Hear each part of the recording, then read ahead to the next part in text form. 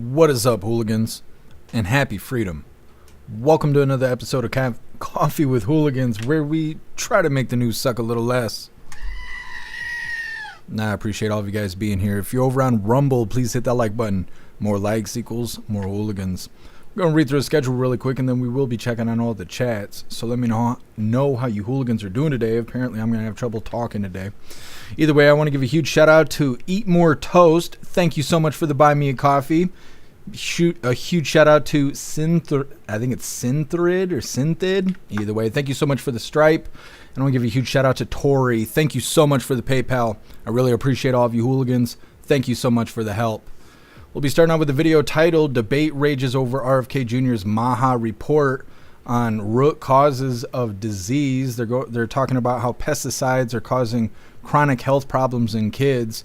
And some people are claiming this is conspiracy theories, but at the same time, there is companies that are kind of pissed off about the lawsuits, trying to downplay their connection to the pesticides. So I don't know, it kind of seems like conspiracies actually being exposed instead of them just being theories. Then we got a video titled This Robot Leverages AI to Help with Chores.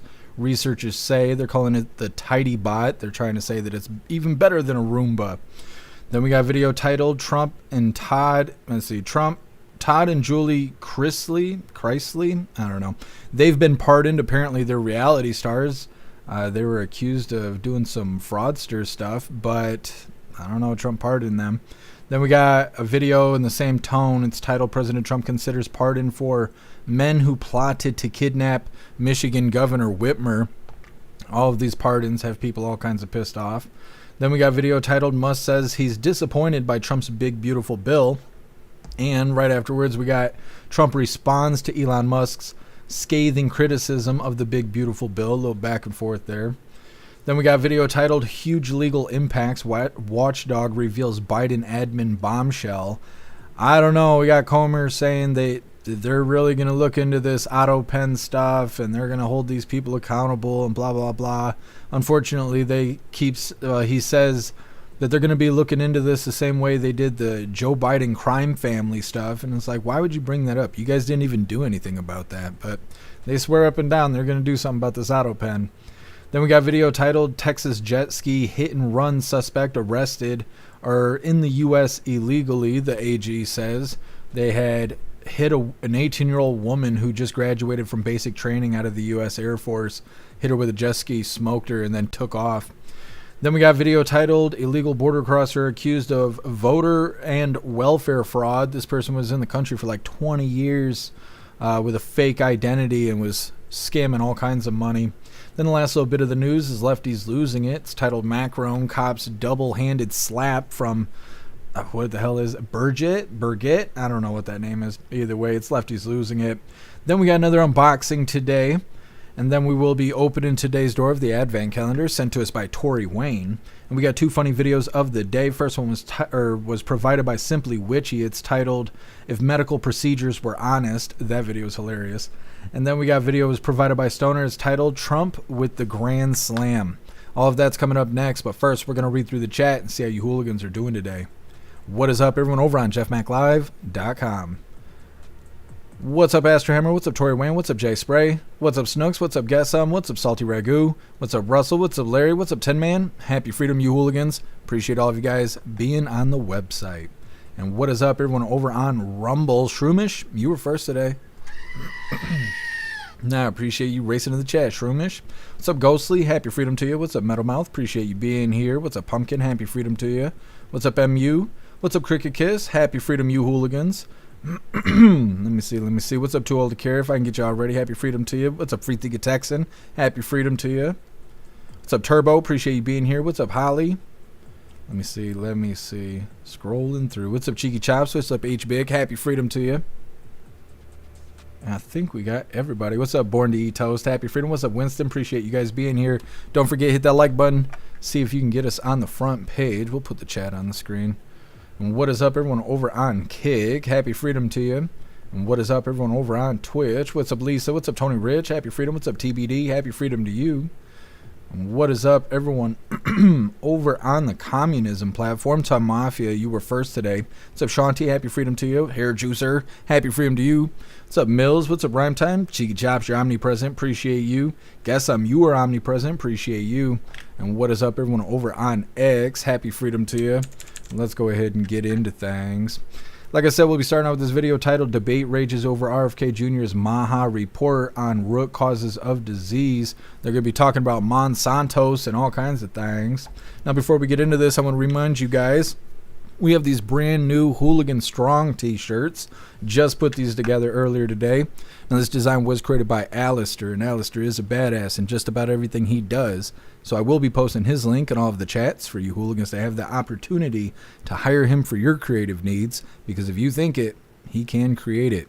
Now, this design does come in shirts for men, shirts for women, tank tops for men, tank tops for women, pullover hoodies, zipper hoodies, coffee mugs, dog tags, and we've made tumblers out of this design. Today I got on the Stars and Stripes Hooligan badge. We got lots of items and lots of designs over in the merch store. I'll be dropping the links in the chats while we're watching this first video. There's a growing debate after the report from the Make America Healthy Again Commission. It implies a connection between pesticides and chronic health issues in kids. Some say the commission is causing unnecessary concern, while others point to who's funding those critics. News Nation Now weekend anchor Anna Koyman joins us with more. Anna, good morning to you. I think, top of mind for a lot of folks is who's leading the pushback on this and why? Yep, follow the money, right? Good morning, Marky. Good morning to everybody at home. Many of the critics are funded by big agriculture companies. So if American farmers were to lose the ability to use some of these controversial pesticides that are mentioned in the Maha Commission's report, their advocacy groups say the farmers will go broke and your grocery prices will go up. The anti-Maha critics argue the Commission's report is full of unsubstantiated claims and not based in fact. So exactly who are some of the anti-Maha movement funders? Well, our producers dug in. The American Farm Bureau, National Corn and Soybean Associations, and Modern Ag Alliance. Now, the National Corn Growers Association releasing this statement. The Make America Healthy Again report is filled with fear-based rather than science-based information about pesticides. But here's what is not always said out loud, Marky. These groups have strong financial ties to the very pesticide makers being questioned in the report. Public records show Monsanto, now owned by Bayer, has funded local Farm Bureau chapters and helped launch the Modern Ag Alliance. The industry groups like CropLife have given hundreds of thousands of dollars to corn, soybean, and wheat lobbyists whose goals, although not often spoken out loud, often include swaying legislation to benefit their members. So it's worth pointing out as well that Bayer Monsanto has faced over 100,000 lawsuits connected to its pesticides for allegedly causing cancer or other serious health conditions. And they've already paid out $11 billion in settlements. Bayer Monsanto, though, maintains their products are EPA approved and they're safe to use. The Maha Commission's report does admit there is no final proof that approved uses of these pesticides cause harm, but its authors point to potential bias in the industry-sponsored research and want more independent study. In short, it's really a debate over which science, which research to trust, Marky, and whose money is actually shaping that trust. Yeah, an imperative to look at who's at the root of these studies, too. Anna, thank you. This is a big talker right now. Remember, everybody, you can catch Anna Koyman every weekend starting at 1 p.m. Okay. Well, I think it's interesting how they talk about all of this. They're saying that there's implied connection between pesticides and chronic health problems in kids. But they say if they were to do something about these pesticides, that farmers would lose their ability to use these pesticides, causing them to go broke, and the cost of food would go up. So we should keep poisoning the kids? Is that what they're saying? Because that's kind of what it sounds like they're saying. They're saying Monsanto is now owned by Bayer, which is interesting because eventually they'll just call it Bayer, and that means that anything that had the Monsanto's names, people in the future won't track that history back. We always talking about how label changes affect the way we perceive history and stuff, and that's happening right there because Monsanto's has been around since World War II. There was Monsanto's on the side of the train cars that took people to the death camps. That's how long it's been around, but now they're going to call it Bayer and people won't realize it's the same company. They say that they have been faced with over 100,000 lawsuits claiming that their products cause cancer and other illnesses, but then they turn around and say that their products are EPA approved, so it's okay to use. Anti-Maha critics are also financially connected to the companies that are making these pesticides in question. But then going back to the beginning of the video, no, it's not corruption. No, our Bobby Jr., he's just off his rocker. He must be back on that heroin, so I don't know. It kind of seems like they're telling on themselves while trying to downplay it. Either way, next up, this robot leverages AI to help with chores, researchers say. They're calling it the Tidy Bot, and I don't know if this is really something that's going to be coming to a living room near you or not. But either way, we're going to hop in the chat, see what you hooligans think about this debate over these pesticides and whether or not they're a good thing or a bad thing. Jay Spray, it's hard to find good food to make good homemade food. Yeah, you got to go to Amish people or like farmers markets and stuff like that. Larry, everyone needs to go to the store and read some labels. Yeah, I read the label the whole time I'm in the grocery store. I'm constantly flipping things over and reading labels and stuff. Guess but kids can be little pesticides themselves, so it's equal. It balances out. Is that how? That's how it works.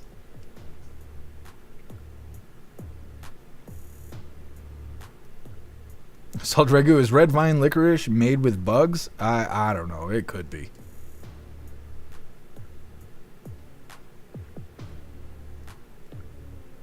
Man, lots of people have caught on, but not libs though. Yeah. No, they support tyranny. They love it. Libs love tyranny. Born to eat toast. Buy local and stay away from Walmart and Amazon. Yeah, it's true. What's up, Bill Clay? Happy freedom to you. Holly, everything's owned by BlackRock. Yeah, that and Vanguard. Shroomish Bear is super corrupt. I figure if they bought Monsanto's, however you say their name. I don't know why I'm having a day today. Craig Kiss, there's natural pesticides that they could use. Yeah, exactly. There's lots of organic pesticides, but they just want to use that poison, and they're saying, well, you know, we got to have the poison, otherwise the cost of food's going to go up. Oh yeah, let's eat the poison. It's cheaper.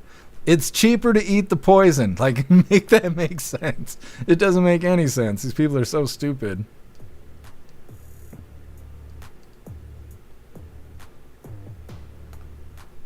Winston, Bayer, Monsanto's, AstraZeneca all make pesticides and vaccines. Yeah. Megacorp owns all this stuff. People that make the candy make the products to brush your teeth and stuff like that. They got both sides of the market.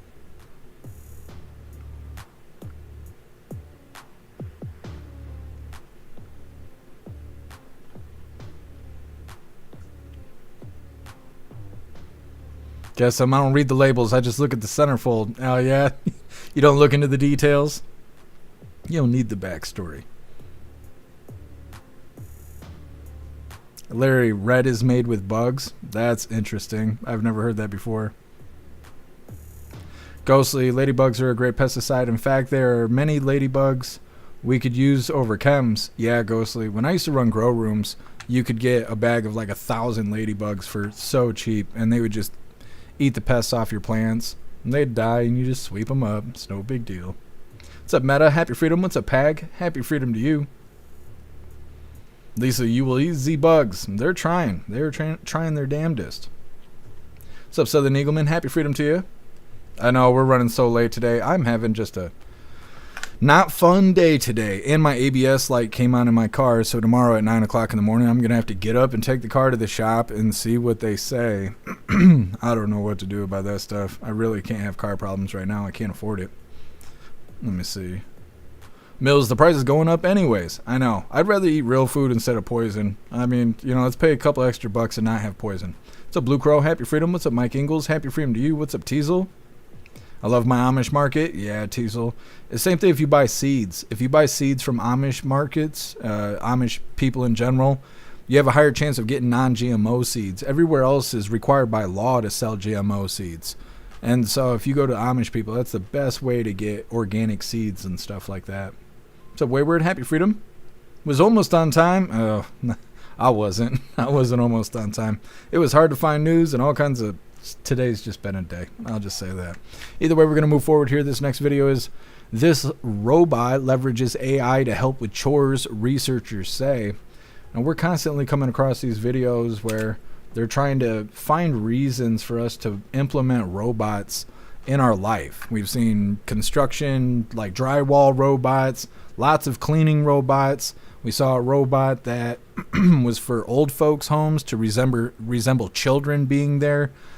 So old people didn't have to sit there and rot alone, basically. Just all kinds of stuff, right? We were just covering Google shit, Google Glasses or something like that. So today's special, like I said, this is called the Tidy Bot. They're claiming it's going to help you with chores and cleaning your house. Of course, you have to train it because it doesn't know where you want your belongings. So you have to sit there and walk it around and all this stuff. Now, they do compare it to a Roomba, which I think is interesting. They're saying it does more than a Roomba. But this doesn't vacuum anything up, so I don't know why they would say that. But either way, hit that like button over on Rumble as well as the CommuTube, and let's get into this.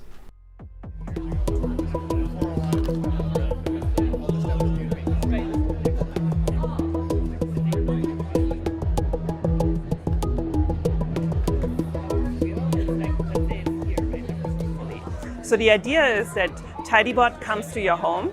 And of course, in your home, things go into particular places. And so that robot doesn't know that in advance. So you would want to show it where things go.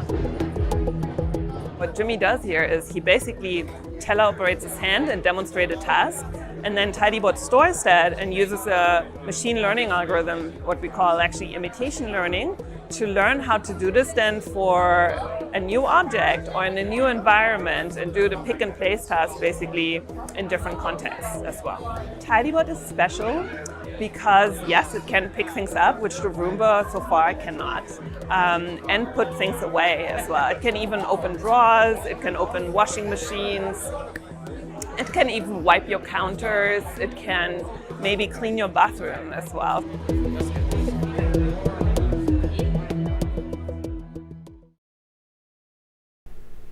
I don't know. They never talk about the price. The price is going to be crazy for any of these kind of robots. Now again, I think it's funny that they compare it to a Roomba, trying to claim that it is more useful than a Roomba. If that's the case, they should actually make the box that the arm sits on a vacuum. That way it really would be like a Roomba Plus. But I don't know. I don't know how many people are going to shell out thousands of dollars to have this little one-arm thing rolling through the house. And then you got to think about how people are going to misuse it, right? You hear about people sticking their wieners in air conditioners and stuff. What are they going to do with this one-arm robot?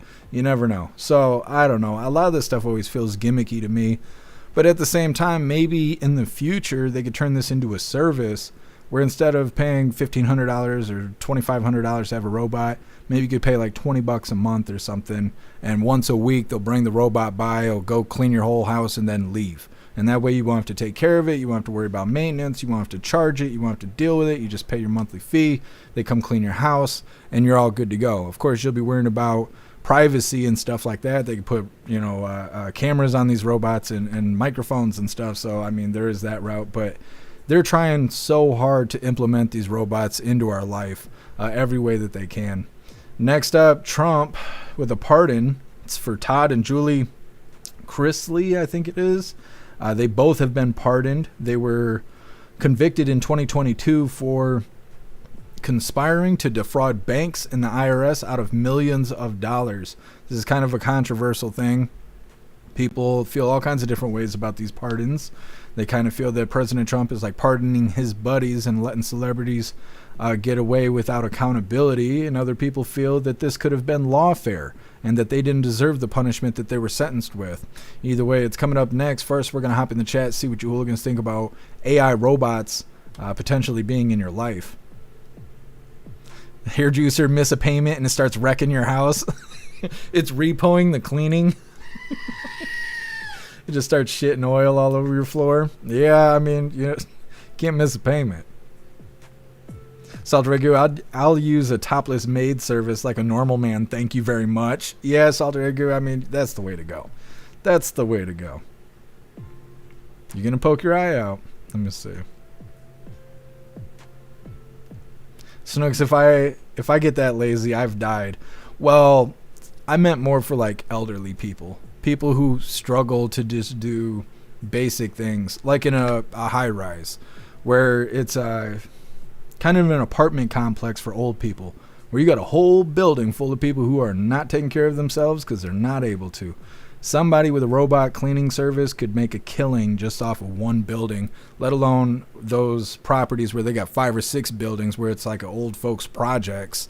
They could make a ton of money off that, and you wouldn't have to have a person in these rooms and stuff like that, which a lot of times goes bad. You have cleaning services or nursing services, and that person goes in and abuses these old people, or the old people abuse these nurses, and we just remove that second person and stick them with a robot. Now, grandma gets beat to death by a robot. That's not great, but if grandma's cussing at the robot, I think the robot will be fine. And so I was just thinking of those kind of applications.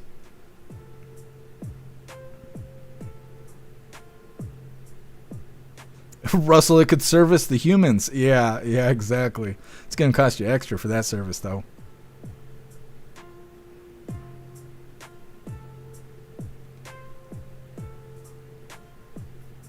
Hair juicer, I'll have to find it. Let me see.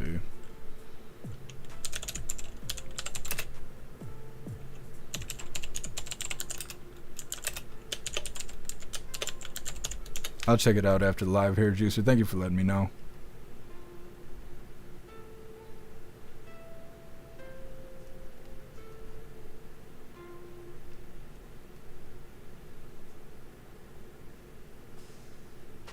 For the text, and a lot of those providers steal. I know I've gone through several because of it. Oh, really?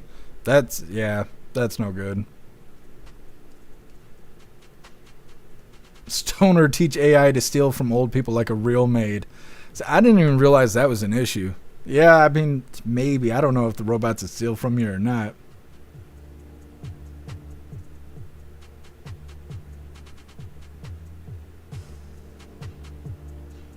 Metamouth, I prefer to do housework the old-fashioned way, using elbow grease. Yeah. Well, and I wonder how much they would actually say that these robots are worth, because they always say crazy numbers. Like that little robot could be $8,000, $10,000. Who's gonna pay $10,000 for a one-arm robot? You'd be better off having kids. You'd be better off having kids and trying to get them to clean the house. It'd be cheaper. Pumpkin, I don't want any robots. Yeah. I know, if you've seen like, what is that Will Smith movie with the iRobot or something like that? I always think of that stuff, where they convince the whole world to go ahead and accept these robots into your life and have them take over your house and all this stuff, and then one day they just all go rogue, and you're just stuck. You're just in a bad situation. Bill Clay, there was a robot like that in the Jetsons? Yeah, Rosie. Our Thoughtbot over on the website has Rosie as their profile picture. Stoner, it puts the lotion on the skin. Mm-hmm. Pumpkin, it can open an M&M package for me. Yeah, there is that. Snooks, you men are dogs, but you're the first one to be talking sexual in the chats. I don't know why you say that. A little robot love goes a long way. Zoopia, iRobot is one of my favorite movies ever. Yeah, it's a crazy movie. I just watched that not that long ago. Happy freedom to you, Zoopia. Guess I got tired of cleaning, so I got married. So now you have someone to yell at you while you clean? Well, maybe that's not how it goes for you. That's how it was for me last time, so I'm not dealing with that nonsense.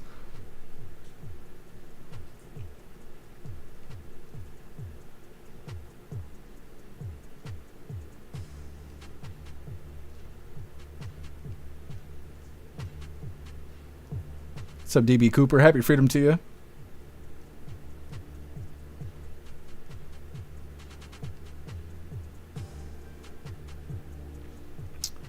Cheeky Chops, I want you to give me information on what you sent me. I was gonna ask you that. I was gonna send you an email and I forgot. I want to know more about what you sent me. Is there a special way I'm supposed to prepare it, eat it? What about the biscuits? Like, I want more information about what you told me. I haven't tried any of it yet because I want to know specifically how I'm supposed to enjoy these items you sent me. All right, hooligans, we're going to move forward here. Like I said, this next one is Trump. The next two are really about Trump pardoning people. This first one is Todd and Julie Chrisley, I think it is. They were pardoned together. Now, before we get into this, I want to remind you, hooligans, if you would like to participate in Free Speech Saturday, make sure you post all of your memes over on Discord or on jeffmaclive.com.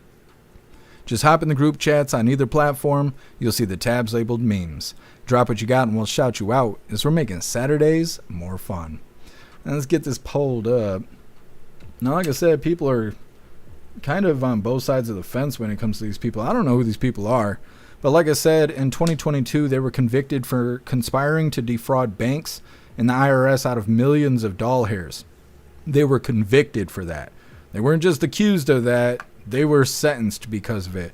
But instead of going to jail, President Trump is pardoning them. Now, on one side of the fence, they're claiming that these people are criminals and Trump is pardoning his own kind. And then on the other side of the fence, people are saying this is lawfare and they didn't deserve that sentence that they got. Either way, hit that like button if you haven't already, and let's get into this. 6:14 here on the East Coast, and welcome back to Live Now from Fox as we continue with your top stories and headlines this Wednesday morning. New this morning, reality TV stars Todd and Julie Chrisley are expected to be released from prison. President Donald Trump making the announcement on social media and even called Savannah Chrisley, letting her know the news. Right now, we want to check in with Fox 5 Atlanta's Brooke Zahner. She joins us live at the federal courthouse in downtown Atlanta with the very latest. Brooke, good morning to you. Yeah, good morning. And the Chrisley's daughter, Savannah, also posted to her own social media feed, first thanking President Trump for commuting her parents' sentences and her followers for all of their support. She's really been at the forefront of trying to get her parents' convictions overturned. Your parents are going to be free and clean. In a video posted to X, President Donald Trump says he's granting full pardons to former reality TV stars Todd and Julie Chrisley. Well, I have shed so many tears. The president called me personally as I was walking into Sam's Club and notified me that he was signing pardon paperwork for both of my parents. The pair was convicted in 2022 of conspiring to defraud banks and the IRS out of millions of dollars. During their incarcerations, their legal team continued to file appeals while their daughter, Savannah, sought a pardon petition. I don't know them, but give them my regards. It still doesn't feel real. It doesn't. I'm freaking out. So I'm going to go and prepare to go pick up my parents. That pardon petition claimed the Chrisleys' convictions were based on an illegal raid, compromised evidence, and false testimony by a key government witness. On Tuesday, both Savannah and her brother Grayson got a call from the president, letting them know he would be pardoning their parents. President Trump didn't just commute their sentences. He gave them a full, unconditional pardon. So for that, I am forever grateful. And Savannah went on to say that she is expecting to have her parents back home at some point today, if that hasn't already happened. Of course, it's something we'll be tracking here. But for now, that is the latest here live in downtown Atlanta. I'm Brooke Zahner reporting for Live Now from Fox. All right, Brooke, thank you so much for that detailed breakdown. I know those that actually watched the Chrisleys reality show and that were in favor of them are excited to hear that news as well. Thank you so much. You and your team have a great rest of your day. Okay, so like I said, this is kind of a controversial thing. There's a lot of people out there bitching about this. I personally don't care because I don't know anything about it. I'm not personally affected by this, so it doesn't matter that much to me. But like they were saying, in 2022, they were convicted of conspiring to defraud banks and the IRS out of millions of doll hairs. The pardon petition claimed that it was an illegal raid, compromised evidence, and a false testimony by a government witness. And the controversial thing is, did they get off the hook after actually committing a crime? Or was this all lawfare and they didn't deserve that treatment in the first place? That's kind of what each side of the fence is looking like right now. Next up, President Trump considers pardon for men who plotted to kidnap the Michigan governor. Oh, Whitmer here. It's coming up next, but first we're going to read through the chat, see what your hooligans think about Todd and Julie. I think it's Chrisley. Snooks, do you think they're pieces of shit? Happy Freedom, Tory Wayne. I didn't know who they were until they got caught up in that mess. I didn't know who they were until they got pardoned. I don't know. I don't watch reality TV. I'm gonna need some chicken bacon.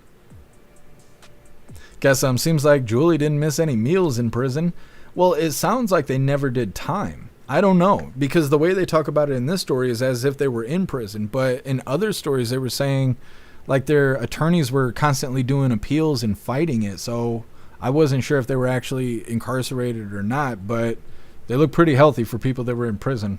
I don't know, these wealthy people though, unless you go, I mean, they did go for trying to scam money. They must have already had money. So they probably stopped any fraudulent funds that they had, and then whatever leftover money, they could have put it in commissary. A lot of these, what do they call it, white-collar crimes, these people who go to prison, they live better than we do in prison because they got the money for it. They can buy TVs and cable and all this other shit. They got more money than the COs got. Russell, their sentence was a bit extreme. I'm going to look up what they were facing because I don't think they actually say in that story how much time were they actually facing.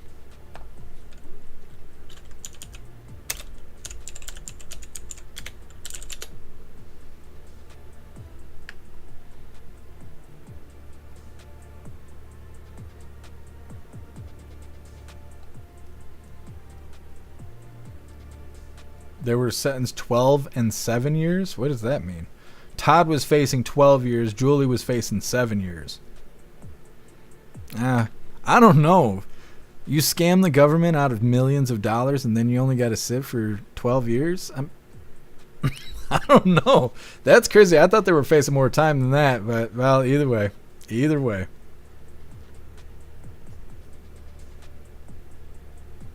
Guess they locked them up in a McDonald's. It looks like it.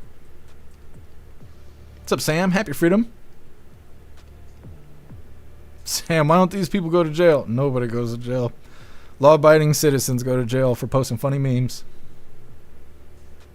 Snugs, Mr. Chrisley has too much plastic surgery. Yeah. Yep.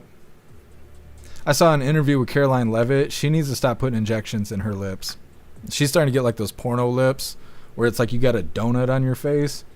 I don't know. She's so young. I wish she would stop doing that. I'm sure she has a lot of pressure having all those reporters in there, and DC's kind of a big city. So, you know, they're worried about beauty standards and stupid shit like that. She's going to fuck her face up. I just hope somebody gives her some good advice before she does. What's up, Metal? Happy freedom to you. Told to care, Chrisleys give off TV evangelist vibes. They do. They do. They're light-colored suits, and they're all trying to be modest. You know, their behavior is not very eccentric. For the Texan, she needs no work. She's gorgeous. Yeah, I don't know. I've noticed one day Caroline Levitt had knots on her head, and people were saying it was Botox injections. And I was like, why? Like, you're 28 or 27 or something? Why do that? Yesterday we had a funny video where there was women that were saying, oh, I'm 24 and I got 32 Botox injections. Like, why? Why would you want that? Like, I don't know. I don't know. To me, those are the same people who have the mentality if they were going to try drugs, it'd be heroin. Like, why are you sticking needles in your face? I don't know.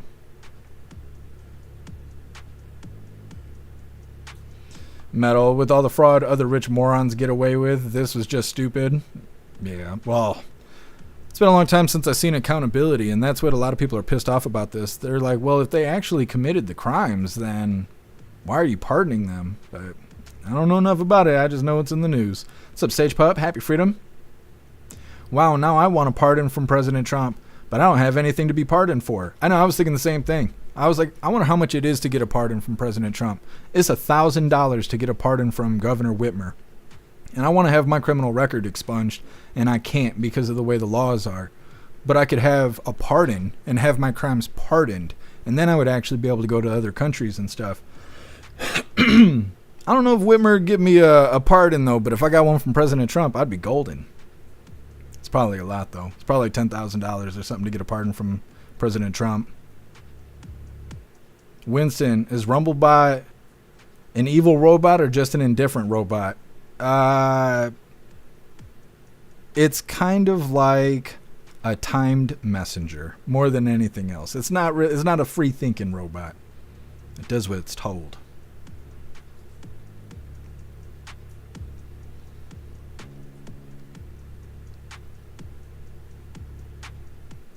Born to eat toast. President Trump destroyed another fake news lackey today. Was brutal. Yeah, talking about the tariff stuff. Let me see. I think we have clips from earlier today. I think the one where he's talking about Elon is from earlier today.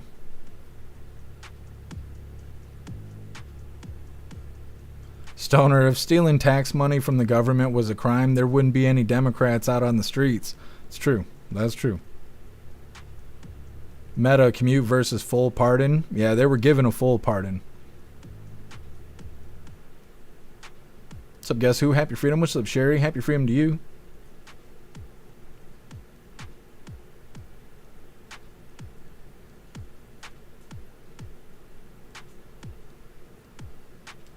Guess who? He was a real estate investor who bought one home property to leverage to buy another. His business partners got some very high assessments. When the fraud was found, he was on the hook for the difference of tens of millions. I heard there was something like $30 million that they were trying to say he was fraudulent for. Agent O. Oh yeah, I was sitting here reading the chat. Thank you for letting me know, Cheeky Chops. I may make a video. I'm not going to eat on the live. I'm weird about eating in front of people. It's because I grew up poor. It's because I spent too much time in jail. I don't eat in front of people. I'll eat hot sauce, but I won't sit here and eat food. But I might make a special video because you sent me that fine food there and let you know. But I'm sure it's fantastic. Man, I appreciate you, Cheeky Chops. What's up, DB? Happy Freedom to you. I'm sure that there are much more important things to get done than those people. Well, yeah. I don't know what to say about the things happening in the White House because every time President Trump does something, a judge blocks it. I was just thinking about that. I was having a conversation with someone earlier today about that. They were talking about, well, what has Trump done? And I was like, what do you mean? They were like, Trump hasn't done anything. And I was like, Trump's tried to do a lot of stuff, but the judges keep standing in the way. And then people like you were like, oh, he hasn't done anything. And it's frustrating.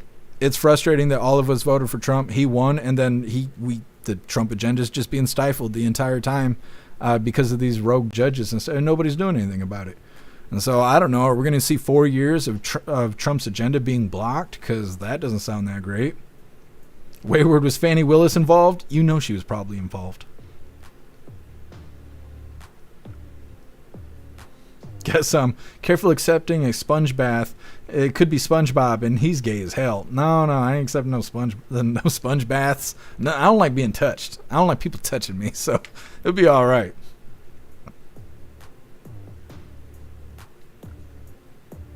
Sam, half the country says Trump is guilty as fuck too. Yeah. Yep.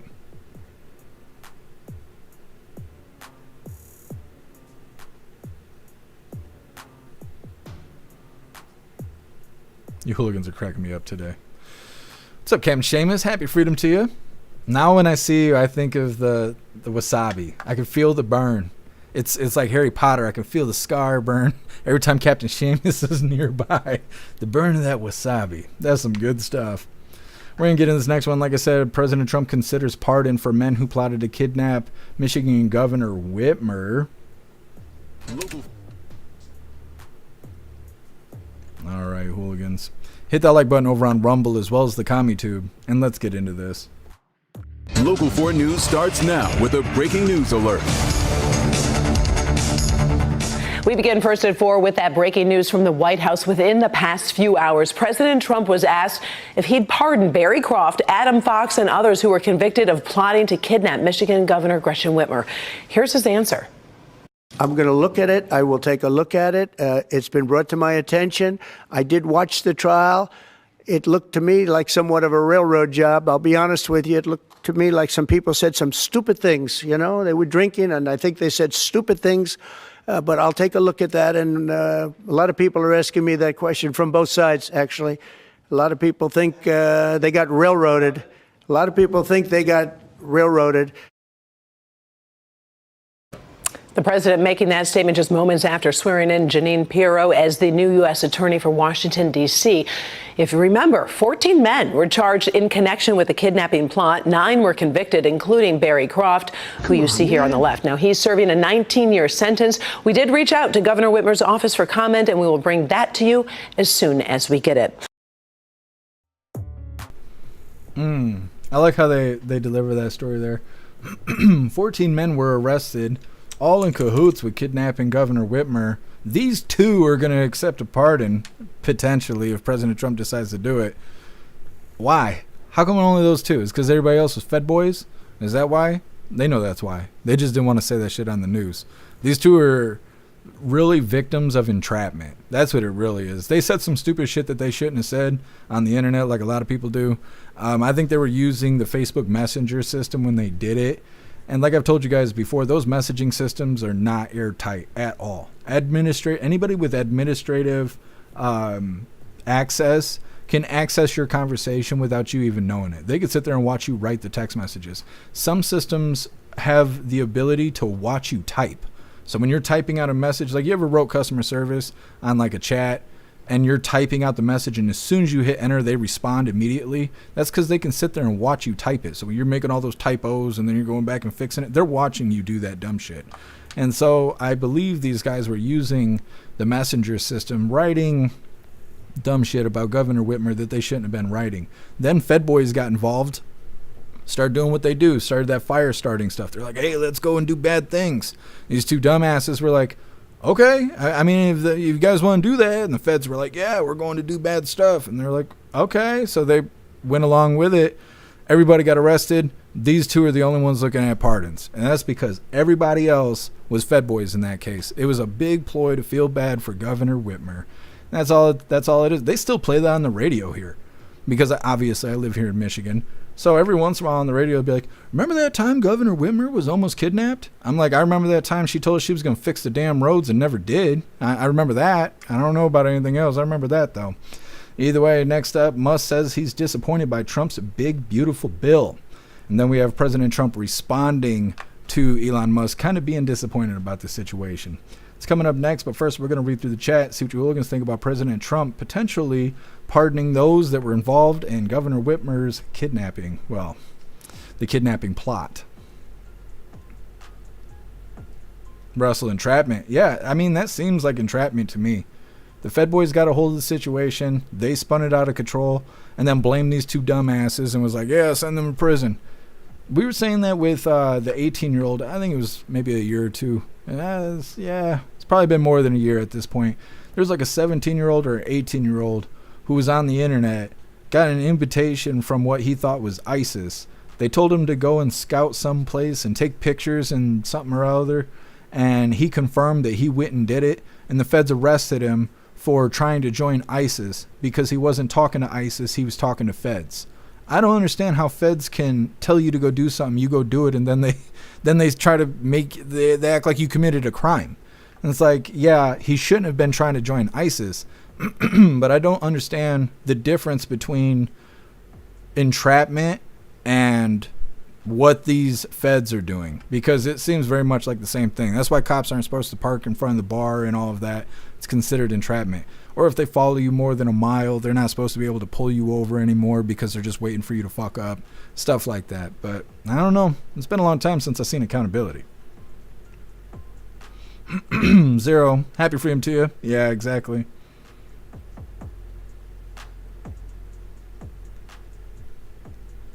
Guess I'm not going to read that out loud, but that's hilarious. Tory Wayne rated our chat today. Well, only for you hooligans on the website.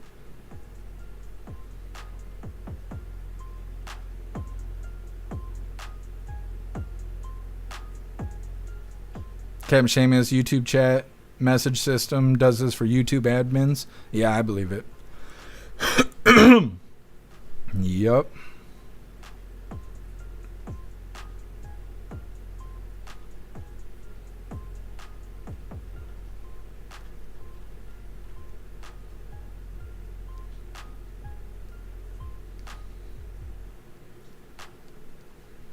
You guys are going off over on the website. What's up, TJ? Happy freedom to you. Ghostly, the feds are not playing by the same rules the police are. Well, yeah, we saw that on J6.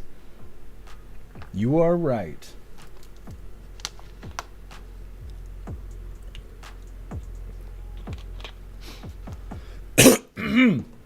MU, most people talk way too much and don't listen near enough. Yeah, you can't say that loud enough. Be safe out there, Metal Mouth. What's up, Break a Leg? Happy freedom to you.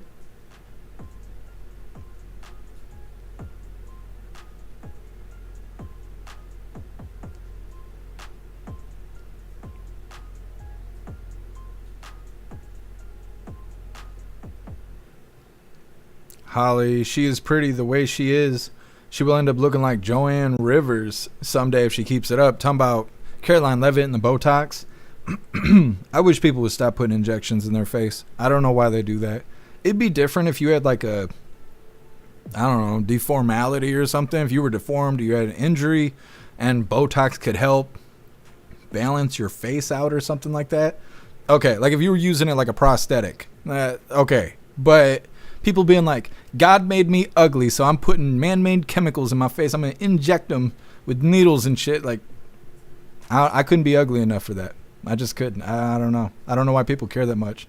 You're going to be 70 years old and your eyebrows are going to be just hanging out in front of your face. I don't know why people do that.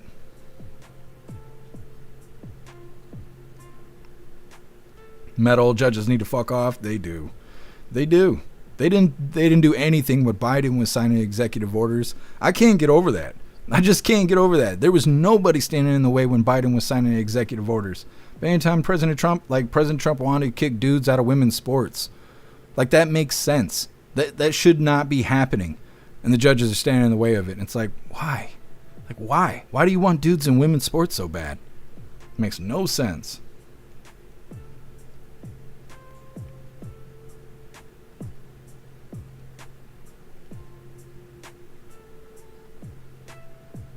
Subtractor, happy freedom. Sure, the feds push them into it. Yeah, I think so too. I wonder if President Trump will actually pardon them. What's up, Corey Luca? Happy freedom. Corey Luca, that story was to sidetrack what she did to the nursing homes and hospitals during the lockdowns. Yeah, Corey Luca. Yep.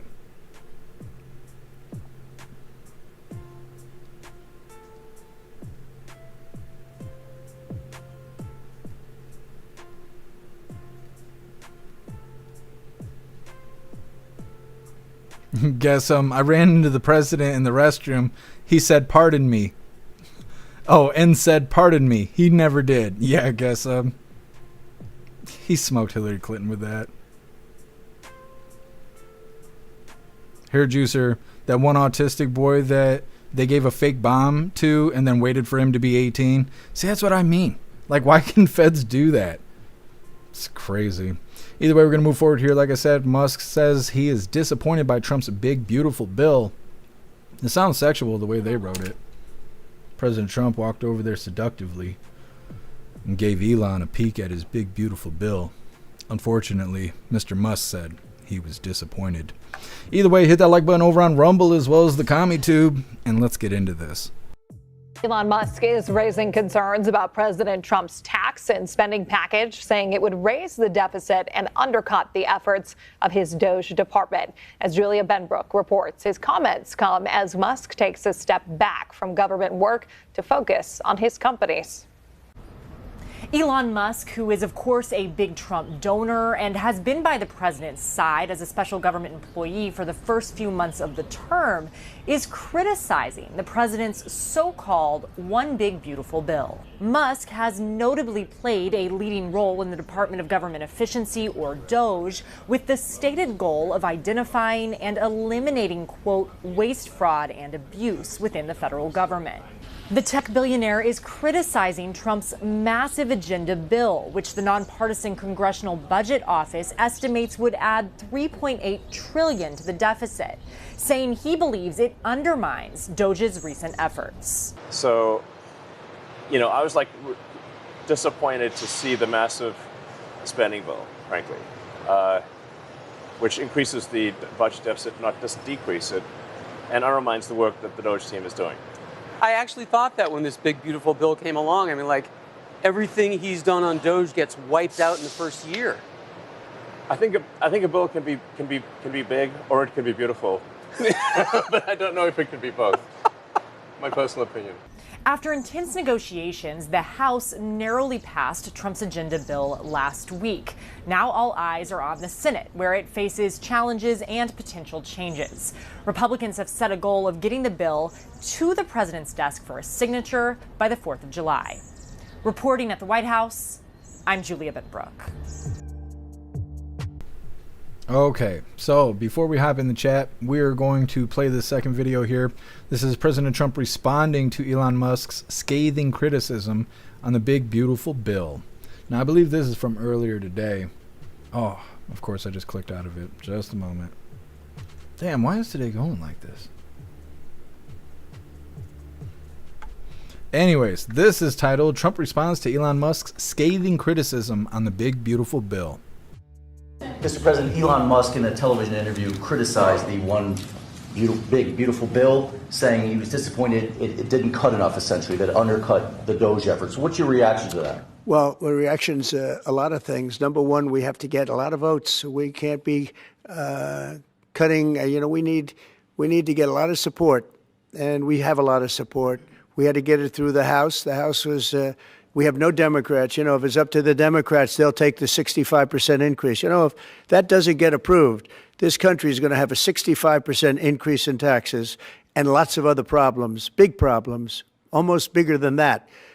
But we'll have a 65% increase as opposed to the largest tax cut in the history of our country. We will be negotiating that bill, and I'm not happy about certain aspects of it, but I'm thrilled by other aspects of it. That's the way they go. It's very big. It's the big, beautiful bill. But the beautiful is because of all of the things we have.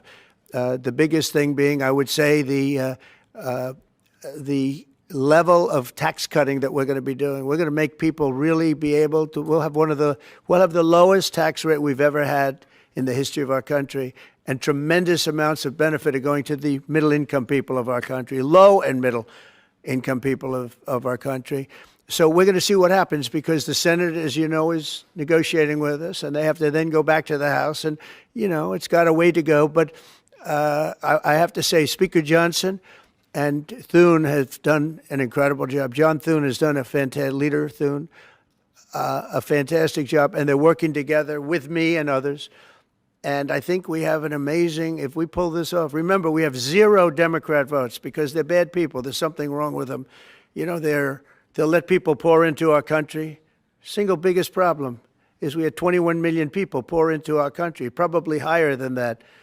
And they're people that weren't supposed to be here. And many of those people are bad. Murderers, drug dealers, the mentally insane. They were closing mental institutions all over the world, not South America, all over the world. They're coming into our country, and we're getting them out. And we're having a hard time because some judges aren't making it very easy for us, and it's tough enough. They approved that. They allowed that to happen to our country. We don't have one Democrat vote. And if I were a Democrat, I'd be voting for this bill, and I'd get elected to any position I want as a Democrat. They're crazy. They're voting for a 65% tax increase. And they're only doing it for hatred. They're not doing it for any reason. They know it's terrible. Terrible politics, in my opinion. But so we have no Democrat votes. That means we have to get almost all Republican votes. And I think we're very close to doing that. I think it'll be very successful. Yeah, please. Okay, so President Trump responding to the criticism by Elon Musk. Elon Musk is all bent out of shape because he's saying that the big, beautiful bill will increase the federal deficit and undermine what Doge has done. And they were saying they're trying to get the big, beautiful bill passed by the 4th of July. And so Elon's just been out of shape because it makes Doge like they haven't done anything, basically. But President Trump basically says that doesn't matter because the tax cuts are going to be worth it. So even though it is going to raise the federal deficit, we will be enjoying tax cuts instead of them raising our taxes by 65%. So I don't know. Seems more or less like just a difference of opinion on what's important in the bill. Next up, huge legal impacts. Watchdog reveals Biden admin bombshell. That's a hell of a title for nothing's probably going to happen. Of course, this is talking about the auto pen and all the crazy stuff that's been coming out about Biden. They're starting to believe that Biden wasn't in control for the last 6 months, up to a year of his presidency. I think it was the whole 4 years. I don't know why they care about this now, but they didn't care when he was running the country into the ground. Like, doing something after the fact usually doesn't have good results. Like, why bitch about someone murdering somebody else if you could stop them from murdering someone else? And that's how I look at these situations. When old man Walter was hurting all of us, nobody cared. Now that he's out of office, now they're going to investigate him? I don't know. I highly doubt anything's going to happen. But either way, that's what's coming up next. First, we're going to read through the chat, see what you hooligans think about President Trump and Elon being on opposite sides of this big, beautiful bill.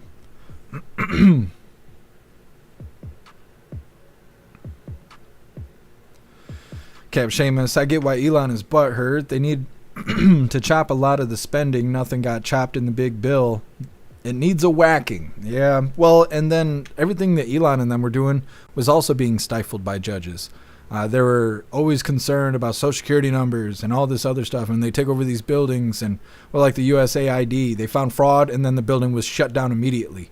And so once that stuff started happening, they started having these judges do rulings on what Doge can and can't do, because they were worried about the threat of Doge. And so it kind of slowed things down. They were continuing to find fraud and waste and all of that stuff and free up those doll hairs. But now that President Trump's trying to get this bill passed, it makes it seem like Doge didn't do anything. But Doge is supposed to be sticking around until they are no longer useful. So, I don't know. I feel like there's not a reason to be butthurt on Elon's half. I think what also contributes to Elon being butthurt is the fact that he's stepping back. He's not trying to be in the forefront of Doge anymore. His businesses are going up in flames. And so he's trying to get out of government, going back to dealing with his businesses. And if this bill passes, it'll look like Elon didn't make a difference at all. And then whatever Doge does from here on out is without Elon. And so I think that, that's probably contributing to why Elon feels the way he does right now. I'm more or less interested in, is there limitations, and what are the limitations of no tax on tips and no tax on overtime and that kind of stuff? Because, well, President Trump was campaigning. He never mentioned that stuff would be temporary or be limited in any kind of way, but the Democrats are saying that it is. And I'm not one to necessarily believe Democrats, but I am curious, is there limitations? Is there any temporary status of this no tax on tips, no tax on overtime? Because that was never mentioned before. So I guess we won't know until they pass it, and it looks like we're not going to see that until the 4th of July.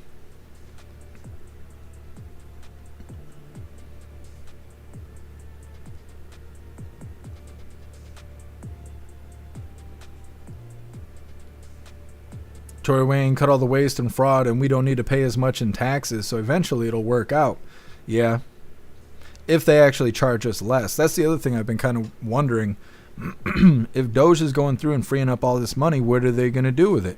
Because they haven't talked about us paying less in taxes other than the overtime and tips. Otherwise, they haven't really said anything that's paying less in taxes. So I've been wondering, what are they going to do with all that freed up money?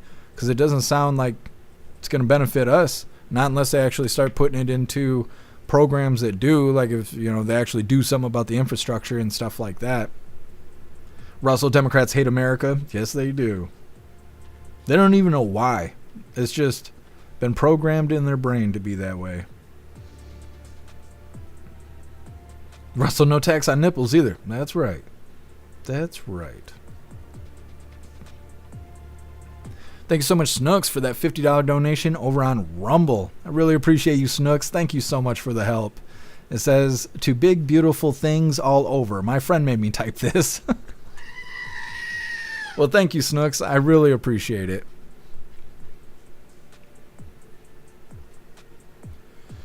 Ghostly, I think Trump is only passing the bill to appease the Dems, and that's tarded.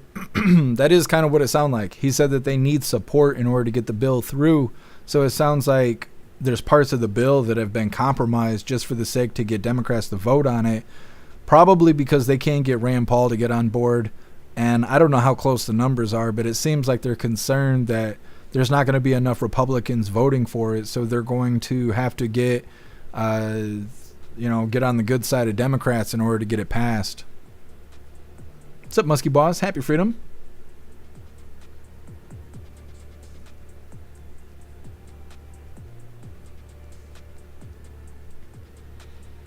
TJ, they lied to us, telling us they're going to give us $1,000. Then they said 5,000, and we didn't get crap. I think that stuff was sensationalized. President Trump said that maybe they'll give out checks, maybe they won't, maybe they're trying to figure out what to do with the extra cash, and he was talking on the plane. But then the news turned around and was like, yeah, everyone's getting $5,000. And they put out every day for like 2-3 weeks. They were like, yeah, so when are you going to get your check? What are you going to spend your $5,000 on? Blah, blah, blah, blah, blah, blah. But there was no official statement saying that we were actually going to get a check from Doge. The news blew it up. And I think it's stupid that the government worries about free speech at the same time as letting news say whatever the hell they want. Like when we were being censored on social media and places like YouTube and shit like that, nobody thought that was a big deal. The Supreme Court even ruled that was okay for the White House to contact social media and to tell them who they can and can't censor. That somehow the Supreme Court says that's fine with freedom of speech. But when it comes to the news just blatantly lying, they don't do anything about it. Yesterday we were talking about how they're saying that Kush and K2 is the same thing. So if you hear rappers talking about smoking Kush, which is a strain of weed, people in the future are going to think they're talking about smoking synthetic weed, which is bullshit. That is just blatant misinformation. And I believe in free speech, so I don't care if it's misinformation, disinformation, or hate speech. That's all legal speech. But it just sucks when the government has the control to say censor what we say on the internet, but then turn around and let the news say whatever they want. Like that's messed up. That's how the brainwashing works. Russell, yeah, but the news lies all the time. Yeah, they do. Yes, they do.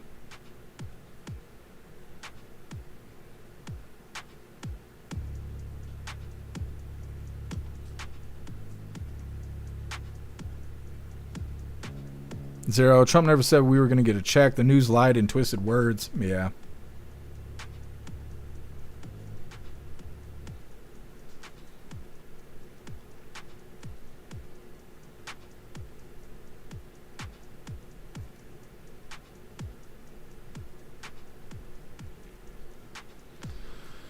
Oh, God.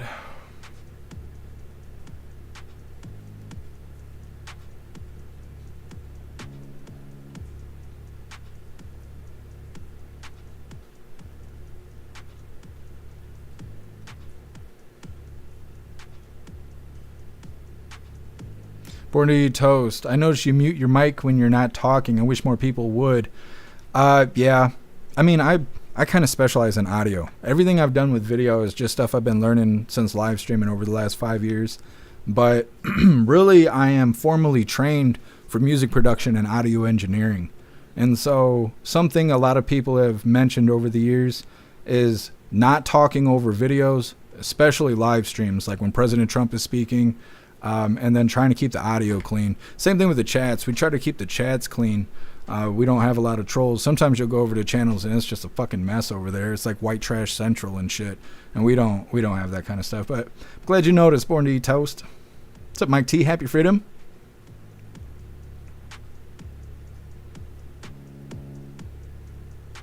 Holly, President Trump needs to issue injunctions on these judges to stop blocking his efforts. If they don't, then issue warrants for their arrest. They're obstructing justice.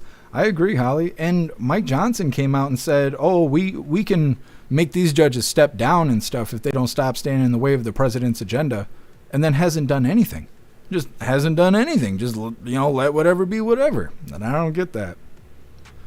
Dingo, I went to Full Sail University. Kept Seamus, we have fun eating trolls here. Yeah, but they're totally surrounded when they walk through the door. They always come in talking that shit, and it's like, you just walked in the lion's den, bud. You're on your own. We have hooligans that act like trolls every day. It's so we can bait trolls to come in. It's crazy. There's nothing like hooligans.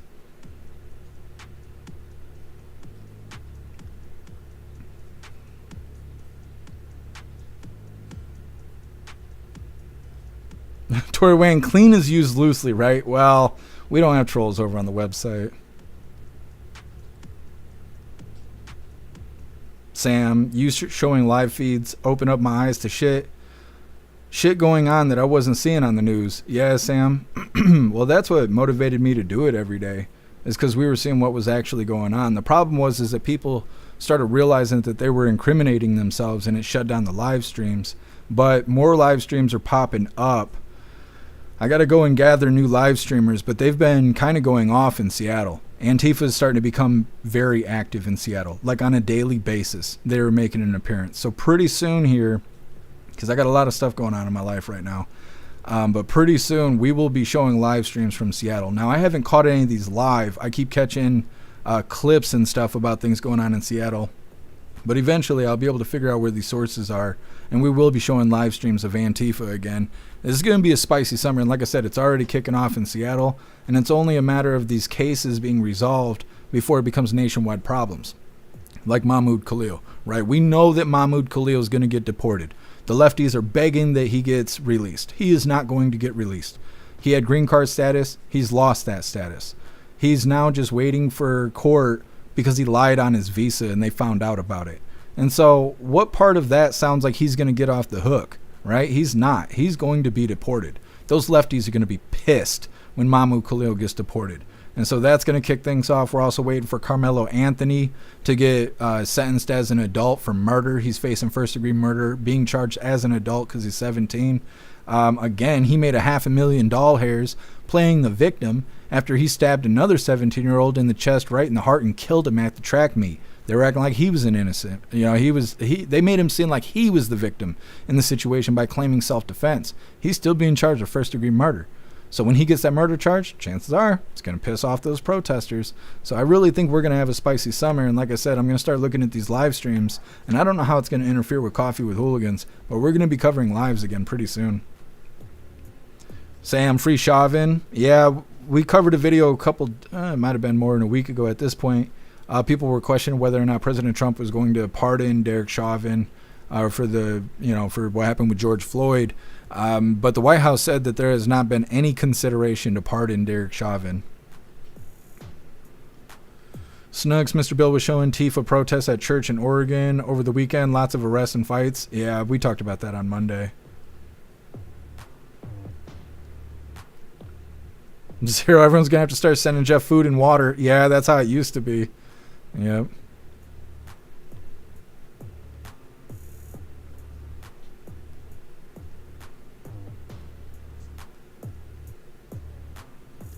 Metal, they need another trigger. Yeah, and the symptoms are there. It's all there. We're just waiting for it to happen.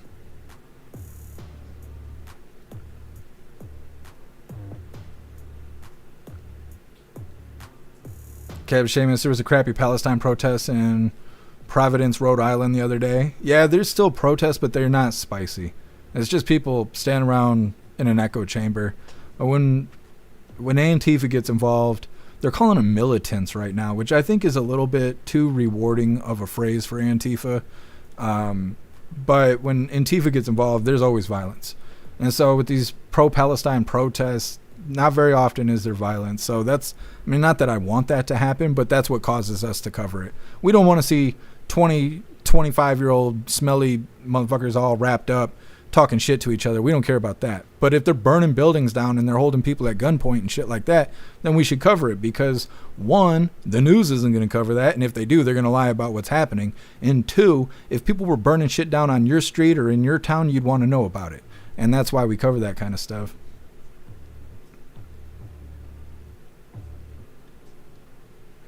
Holly, I don't trust Mike Johnson. I don't either.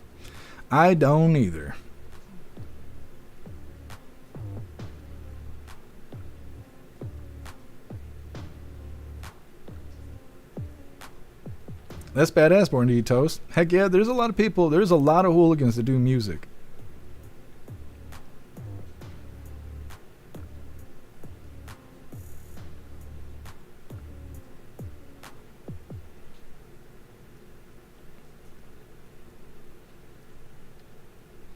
Just reading through a little bit more. We're going to get on to this next little bit of the news in just a moment.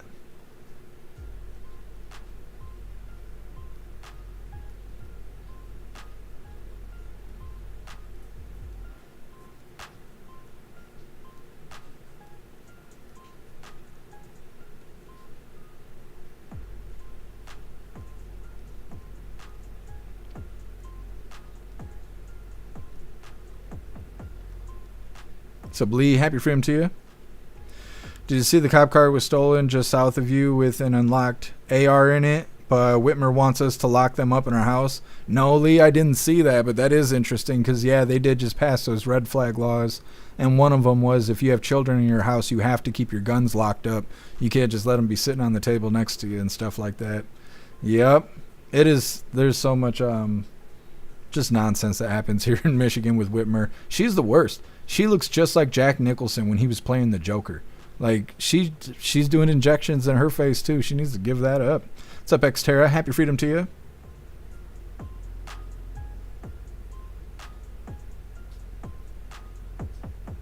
What's up, Tube Steak? Happy freedom to you. Tube Steak, Trump doesn't have the balls to ignore the Fed. The judges, sadly. They need to do something about it. They keep going on TV saying they're going to, and then they turn around and don't do anything. And that doesn't help people trust the government. And that was supposed to be something that President Trump wanted to happen. What's up, Bullseye? Happy freedom to you. What's up, Godzilla? Happy freedom to you.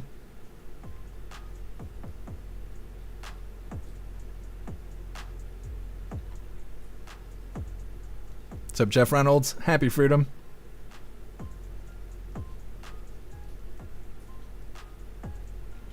Wayward, there's something wrong with them. Yeah, President Trump saying that about the Democrats. It's like, you can't say it loud enough. All right, hooligans, we're going to move forward here. Like I said, huge legal impacts. Watchdog reveals Biden admin bombshell. Like I said, this is a little bit too exciting of a title. It's Comer talking about how there's details constantly coming out showing that Biden was not making decisions for the last 6 months to a year of his presidency. And they claim they're going to hold people accountable and they're going to investigate this and there'll be accountability and all this kind of stuff. Now, before we get into this, I want to remind you, hooligans, if you would like to join the membership program over on Rumble, all you have to do is click that big red subscribe button right below where you type in the chat. Now, if you're on Android and using the Rumble app, you're unable to see that big red subscribe button. So you got to go to rumble.com, come to the live, hop in the chat, and like I said, right below where you type in the chat, you will see that big red subscribe button.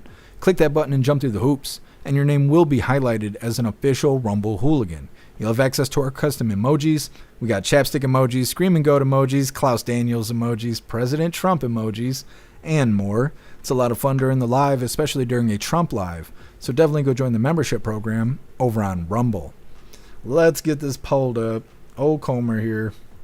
Comer and Jim Jordan. They say all the right things, but then nothing ever happens, and I don't like that. Hit the like button if you haven't already, and let's get into this. The chair of the House Oversight Committee, Congressman James Comer, joins me now. Congressman, we just got this coming at us. A new watchdog report from Pro Energy Group just found, quote, no evidence that Biden knew of crucial climate executive orders. They're now demanding answers on who signed with the auto pen. What happens if Biden really didn't know? Are those orders null and void? I think they would be null and void. Look, at the end of the day, there's more evidence coming out by the second that would prove that Joe Biden wasn't the one making the decisions during the last 100 days of his administration, perhaps the last 6 months or even the last year. This is when the most activity occurred from the executive order standpoint throughout the whole Biden administration. We don't believe that a lot of these executive orders are legal if for no other reason Joe Biden did not sign them himself. You have to physically sign anything pertaining to the law, whether it be a pardon or whether it be an executive order. What we want to know is who gave the authority to these 4 staffers that we're bringing in. These are the staffers that we've identified as the ones who actually put the documents in the auto pen and pressed the power button to sign Joe Biden's name. We want to know who told them to do that. And we're going to follow the trail, just like we followed the money in the Biden influence family investigation. We're going to follow the trail as to who was using the auto pen. That's the problem with the auto pen, isn't it? You don't know who authorized its use, and you have to find out. The whole question is who actually wielded presidential power, because it probably wasn't President Biden. That's the crux of this matter, isn't it? That is. And look, that's what Jake Tapper is saying. That's what he wrote his book about. That's what all of his interviews about his book is saying, that Joe Biden wasn't the one calling the shots. That's a constitutional crisis. But more important to today, to this very moment, many of those executive orders that were signed with the auto pen are what we call Trump-proofing the Trump administration. This is when they knew that Donald Trump was likely going to be the next president of the United States. So they started taking action through executive orders signed with an auto pen at a time when Joe Biden wasn't anywhere near the White House to make it difficult for Donald Trump to reform energy permitting, to make it difficult for Trump to make the federal employees return back to work, to make it difficult for him to eliminate the U.S. Department of Education. These are things Trump's battling in court as a result of whoever made the decision to use the auto pen to sign these executive orders. We think this will have huge legal impacts if we can prove what Jake Tapper and many of us believe, it wasn't Joe Biden. Congressman, I've got to get to this one. Is it possible that you will hold televised hearings with Jill Biden, Hunter Biden, KJP? Is that possible down the road? I guess anything's possible. I think it's a pretty well-known fact that I would prefer to have depositions and transcribed interviews where we release the transcript, possibly even release the video. As you know, Stuart, a lot of these committee hearings never turn out the way that we hope. They're more entertainment than substantive. True. So we'll do whatever, but I'll consult with my members of the committee. They're going to be active in the process. We're going to ask a lot of questions to a lot of people and try to get the answers that I believe most Americans want to know. Got it. Congressman James Comer, thanks very much for being with us this morning. Always appreciate it, sir. Thank you very much. Okay, Comer there saying that, he's swearing up and down they're going to actually do something. I don't know what doing something looks like, because if they were going to do something about old man Walter, they would have already did it. So they're going to try and do something to his compadres, supposedly. I don't know if that's going to actually happen or not. Comer says that, like I said earlier, there's new details constantly coming in showing that Biden was not making his own decisions for the last 6 months to a year. They mentioned gathering evidence just like they did for the Biden crime family stuff, which they never did anything about that. So why even bring that up? Like, oh, they did, they went over it with a fine-tooth comb and they found all the details and they got all the witnesses and they had all the evidence and it was really great and they had it locked in and they were going to get him, and then nothing happened. They said old man Walter was too incompetent to stand trial. He was unfit to stand trial. But he was fine to run the country, but no, he couldn't be held accountable for his actions. Obviously, nothing happened to Hunter Biden, and old man Walter pardoned him last minute. That's one of those pardons that they're questioning. Did old man Walter actually do that, or did Hunter Biden walk in and just auto-pen it himself? They don't know. They're saying that they make claims there will be huge legal impacts if they can prove decisions were made without Joe Biden. He doesn't really seem like accountability will be handed out, and even says that the committee hearings are more of entertainment than anything else.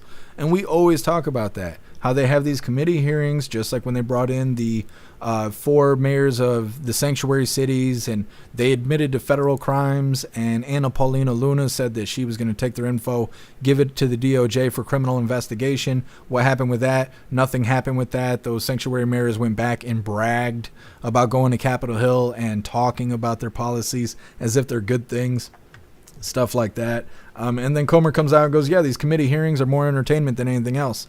Oh, okay, so we're all waiting for this committee hearing for these Biden people to come in so you guys can find details and potentially hold them accountable for maybe using the auto pen without Biden knowing it. But it's really more entertaining than anything else. Okay, that gives us confidence. That gives America confidence when you go on live TV and you say stupid shit like that. Again, why bitch about a crime happening when you could prevent it from happening? We all knew he was an old man. We knew he was out of his mind. We knew he had no control over what he was doing, what he was saying, whether or not he shit his pants in a day. We knew that when he was there. And now we got President Trump in office. They're either bitching about President Trump or talking about how old man Walter was corrupt. Well, yeah, you can bitch about it after it's over, but nobody wanted to listen to America when they were bitching about it while it was happening. They had the opportunity. Comer and Jim Jordan both had the opportunity to hold old man Walter accountable for his actions, the whole Biden crime family stuff they were talking about. And instead, they decided he was unfit to stand trial. Now here they are again, almost ringing the same bell. But now they're actually going to do something about it. Like, I don't know. You can go on TV and you can say that every 6 months if you want to. But until you actually do something, nobody's going to believe that. Nobody's going to believe that. How many times are you going to cry wolf? How many times are you going to cry Walter? You know, he's out here crying Walter. He's never going to do anything about it. So I don't know. I don't want to take your guys' hopium away, but I just don't believe this guy. Next up, we got illegals killing us. Every week I have to say that. Texas jet ski hit and run. Suspect arrested are in the U.S. illegally. And they didn't just smoke anybody. They smoked a young 18-year-old woman who had just got out of basic training for the U.S. Air Force. If the illegals were going to kill anybody, it's somebody from the Air Force. Are they going to do something about it? We'll see. It's coming up next, but first we're going to hop in the chat, see what you hooligans think about Comer talking to us like we're smooth brains. Russell Biden was a moron before the meds. It's true. It's true. Zero, Joe had cancer for many years. The meds, let me see. The meds for it caused how he is acting. They took advantage of the situation. Yeah. And they were injecting with B12 or something like that and making him all crazy and out of his mind when he had to give speeches. Russell, there is some talk that Elizabeth Warren was running the auto pen. That's very interesting. I wonder if they'll actually find the information, and if they do, what are they going to do about it? They're going to throw Warren in prison? Because I just don't think so. It would be crazy just to watch one politician go to prison. Anybody who's a celebrity or a part of these ultra wealthy individuals, to watch them go to prison would be mind-blowing. America would stop for a moment there and acknowledge that accountability finally came back after going to get the milk, because it's like accountability told us they were going to get a pack of cigarettes and never came back. And I don't understand why, but man, if they actually took someone from Capitol Hill and held them accountable, prison or whatever, that would be quite the moment to experience. Zero, Joe only signed Hunter's pardon, the rest were auto pen. See, there's a lot of people that think that Hunter signed his own pardon because Joe went on TV and told everybody he wasn't going to pardon Hunter Biden. And KJP was repeating that over and over again. And then all of a sudden it happened. And they didn't know what to say about it. They just tried to make excuses and change the subject and stuff. And that's why a lot of people were saying, like, I bet Hunter walked in there and did it himself. And nobody stopped him from doing it because, well, what are they going to do?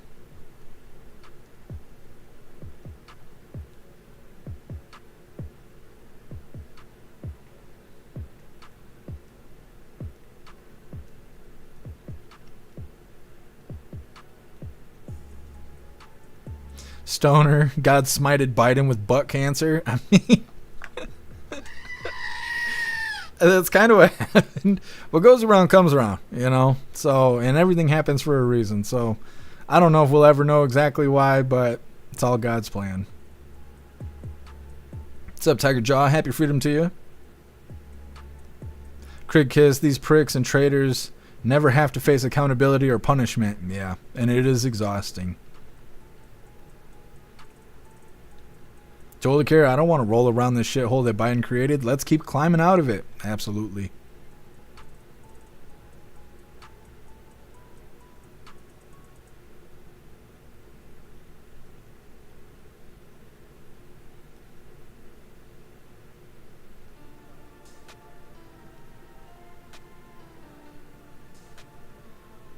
MU, the real problem is that no one is doing anything about anything.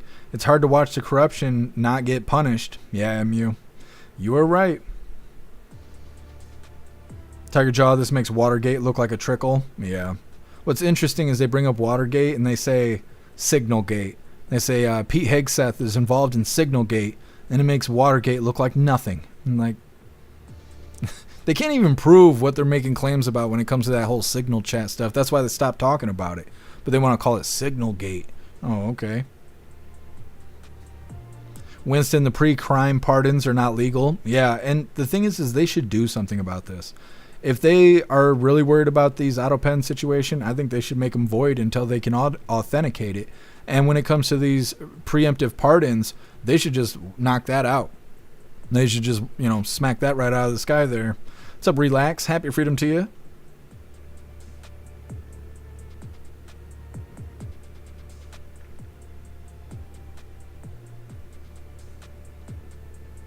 Winston, Hunter butt cancer 2028. Is that what you're voting for? Holy.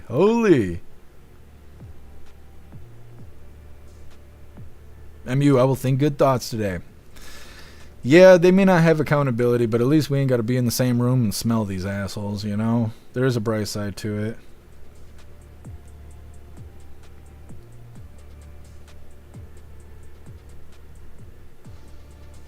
What's up, Rich? Happy freedom to you. Would they make all the pardons void? The thing is they have to actually do something. They go on TV and they're like, oh, we're going to bring these people in. We're going to figure out what's what. And then there could be big legal impacts. But then they don't tell you what that is. It should make it so everything the old man Walter signed is void because they can't authenticate it. All they have to do is prove that somebody else was using the auto pen. And they could probably wipe the board with anything with that signature on it because they can't prove what was not signed by Biden or these other individuals who were using the auto pen. Obviously, they need to get rid of the auto pen. Just like they have to get rid of the voting machines. They need to get rid of mail-in ballots unless you have a real reason why you need it, like being overseas and stuff like that.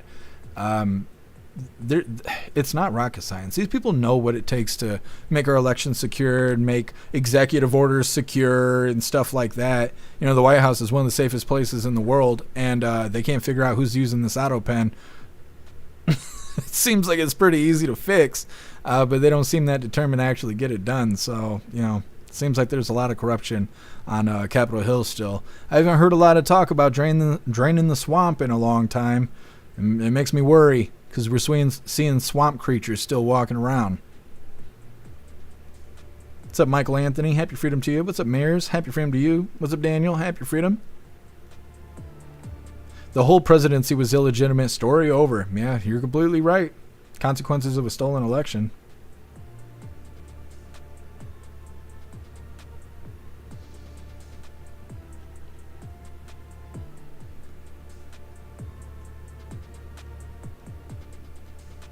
Zero auto pen was for signing letters and cards to people, not laws and EOs. Well, that's what it's for, but that's not what they were using it for. So anything that matches the auto pen signature should just be void.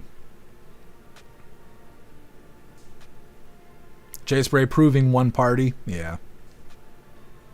Relax, still wondering whose coke it was. They claim that they're going to investigate that, but they also don't seem that adamant about actually holding anybody accountable for bringing drugs onto federal property, which you would think is a big deal. But they're just like, yeah, we're going to look into it. We're not sure if we'll actually find anybody. It was in a little cubby, and that's the public, so, it's not really that big of a deal, but we're going to look into it anyway and waste some tax doll hairs. I'm like, oh, okay. Cool. That's cool. Anyways, moving forward here about how illegals are still killing us. This is titled Texas Jet Ski Hit and Run. Suspects arrested are in the U.S. illegally. Thanks for being with All right, hooligans, hit that like button over on Rumble as well as the CommuTube. And let's get into this.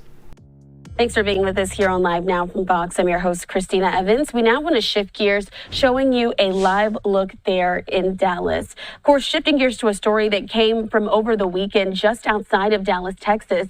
Officials say that an 18-year-old woman named Ava Moore was kayaking on a nearby Grapevine Lake there on Sunday.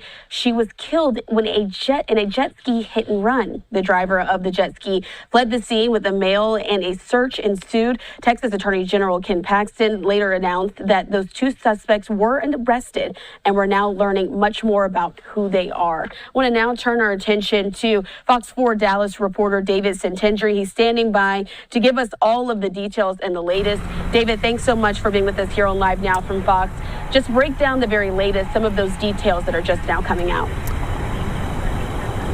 Yeah, thanks, Christina. Well, just within the past hour, we obtained an arrest warrant affidavit for two suspects. And the person who was driving that jet ski apparently was operating it at a very high rate of speed around swimmers and kayakers. And we've learned that Ava Moore, who was on her kayak, was actually trying to get away from that jet ski just because it appears it was being reckless on the lake. Then she was struck from behind. The operator of that jet ski actually got away, but not before a photo was taken of her and shared with law enforcement, who have just blasted it across social media here in North Texas.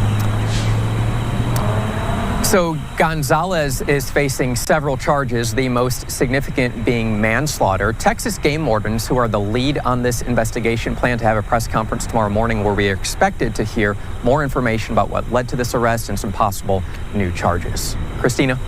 And David, of course, such a sad story. I have to ask you before I let you go, have we heard from Ava's family at all? Have they spoken out in the midst of any of this? So her family has released a brief statement, just, thanking people for their prayers. Actually even said that they are giving out some prayers to everyone involved, that also being the suspects. So you don't always see that. We did have an opportunity yesterday to interview one of Ava's former basketball coaches, who said she was just a shining star. She expected her to really climb the ranks in the military once she officially got in, and just had nothing but positive things to say about her. Again, there with Fox 4 in Dallas, giving us an update on this very sad story, David Centendry. Thanks so much for your time. Thank you. All right, wanted to bring that to you here on Live Now from Fox. And just to wrap up what we've heard and learned there in this story, I want to put this up on the screen as well. These were some of those tweets that were put out by the Fox 4 reporter David Centendry, saying that is the picture. We also saw that there in the story when Gonzalez was arrested. She allegedly struck and killed Ava, who's only 18 years old, there on Grapevine Lake with a jet ski before fleeing. It was reported now that she was in the country illegally from Venezuela. And we do know, again, Moore was preparing for military basic training. And there's another photo as well that we have there of the lake where this happened. But according to an arrest affidavit, Gonzalez was driving that jet ski at a high rate of speed in close proximity to swimmers and others. The kayakers, though, as we heard, were just trying to get away when Ava Moore was struck from behind. Sad story, but we certainly wanted to bring it to you here on Live Now from Fox, leaving you with this photo of Ava Moore. Of course, if any more developments come, we'll bring them to you here. And of course, when we get that press conference as well, we'll have it here on Live Now. Okay. I don't understand how that person's name is something Alejandro Gonzalez Gonzalez. Is there somebody out there named Gonzalez? Like, how do you get 4 names and 2 of them is Gonzalez? Like, how does that work? That's not their name. There's no way. There's no we. There's no we. I don't know. I think that's the fake name they chose when they walked across that border illegally. I just don't understand that. They're saying the 2 illegals were being reckless on a jet ski, putting people in danger. An 18-year-old woman was hit and killed. Then the illegals fled. The victim was just out of basic training for the U.S. Air Force. The female is facing manslaughter and possibly more charges. They didn't really specify what the male's getting. Maybe they're both getting that. But now they can't be deported because they're facing charges now. So now we got to pay for them to be in a jail and their housing and all that kind of crap until they go to court. And then if they get sentenced prison time, which they deserve, then we'll be paying for them to live in prison. So, I mean, they didn't want to get deported. They sure found an interesting way to stay here. Next up, illegal border crosser accused of voter fraud, welfare fraud, and all kinds of other fraud. It's coming up next. But first, we're going to hop in the chat, see what you hooligans think about this jet ski incident.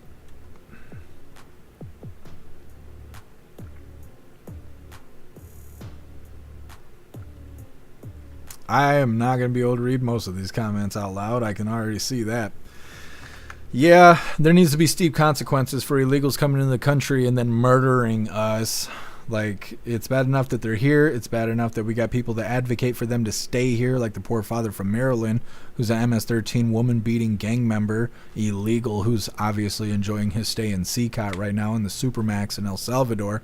But we got politicians using tax dollars to go down there and go visit him. And so then on top of that, the illegals that they're fighting so hard to keep here, they're killing us. And then they're getting due process afterwards. It's ass backwards. Stuff is so ass backwards.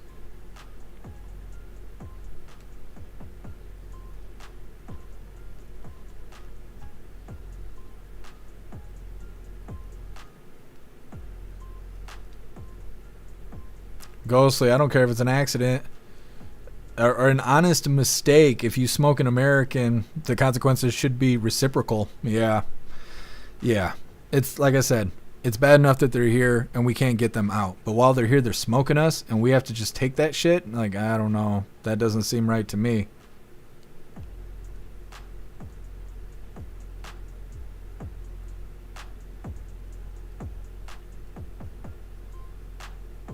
Yeah, told to carry, you're right. Like I said, most of the stuff I just can't read out loud, but yeah, the consequences need to be steep.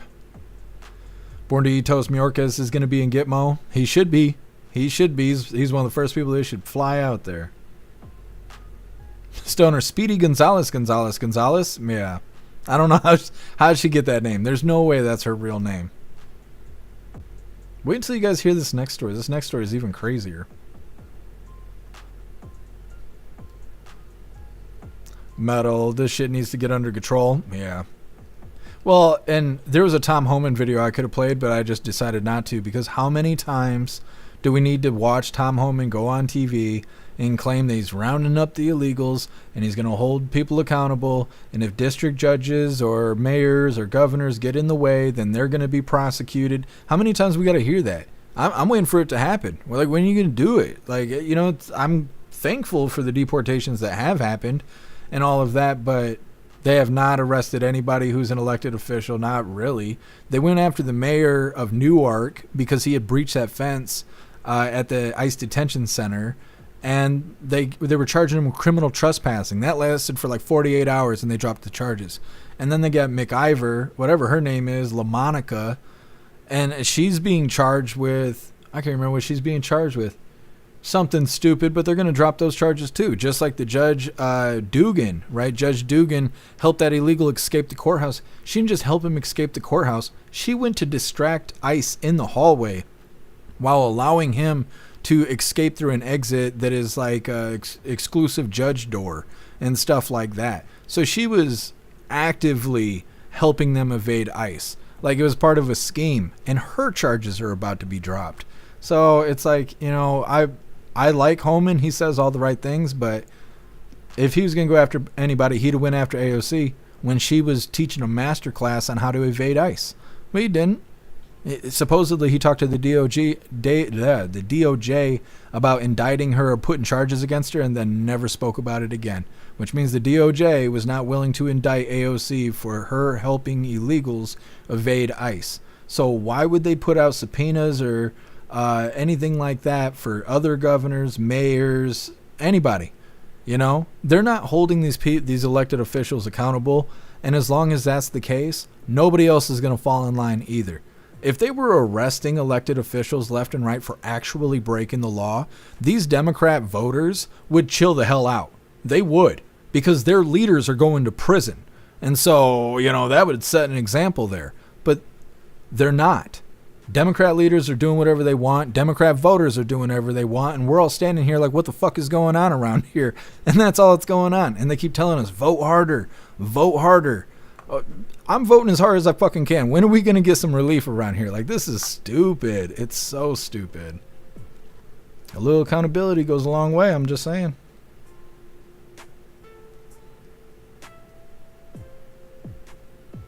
Jay Spray, if they don't start doing something, citizens are going to take arms. It's starting to look like our only option. Yeah, Jay Spray, and I'm surprised that we don't have more vigilante justice to cover. But I said this last week. I think the news just doesn't cover it. I think people go out there and do these vigilante justice scenarios, get arrested and go to jail, and the news don't talk about it. Because they're worried that if they put out on the news, hey, Americans are standing up for their own shit because cops aren't arresting people, prosecutors are not prosecuting people, jails are not holding people in their cells, and so people are just taking justice in their own hands. If they said that on the news, people would be inspired. They would be inspired to do that. We'd see more superheroes on the streets. You guys ever seen that? There's like 3 or 4 dudes, they dress up like superheroes and they go out in the streets to patrol. So not exactly just vigilante justice, but something along those lines.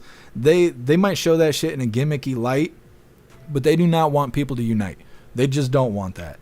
And that's why things are the way they are. There's a lot of people that talk about how Republicans don't want to save the country as much as Democrats want to ruin it. And you can see that almost every day. There's a lot of conservative Republicans that are complacent. They're fine. As long as everything in their world is fine, they're fine. But Democrats, they're not happy until everything's dead and destroyed. And there's just nobody that hungry for justice on Capitol Hill to fight back against these evil Democrats. And so, yeah, the more things get worse, the more people are going to consider vigilante justice. I don't want to see that happen, and I'm definitely not encouraging it. But I'm pretty surprised that we don't have more news covering it. And like I said, I think it's because the news is biased.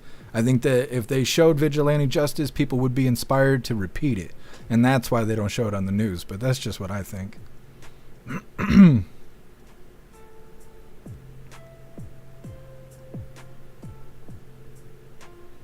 Russell, voting has better results than masturbation. That's true, Russell. That is true. Solid advice.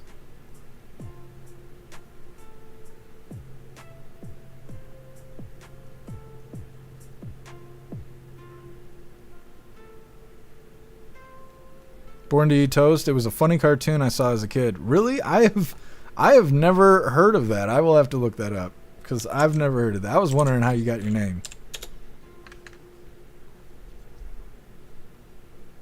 What's up, Rappy? Happy freedom to you. Also, pretty soon you guys are going to have to be looking over on Rumble to see who we're going to raid today. We need to try and pick a channel that, one, is going to observe the chat, and two, not be cutting the live when we're doing the raid. Kev Seamus, Gonzalez, mom's last name, Gonzalez, dad's last name. Oh, that's how they got it? Double Gonzalez is because both parents' name? That's so weird. I don't know. You would think one would be enough. Just one Gonzalez, represent both parents. I don't know. I think I'm overthinking it.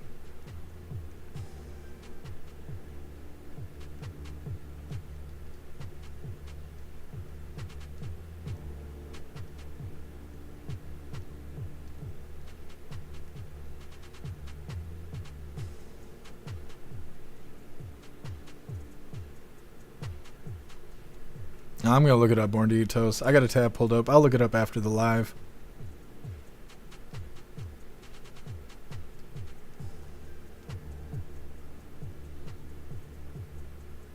Southern Eagleman. Maybe she married her brother. Like Omar. Oh, my goodness. She's the most famous brother lover I've ever met.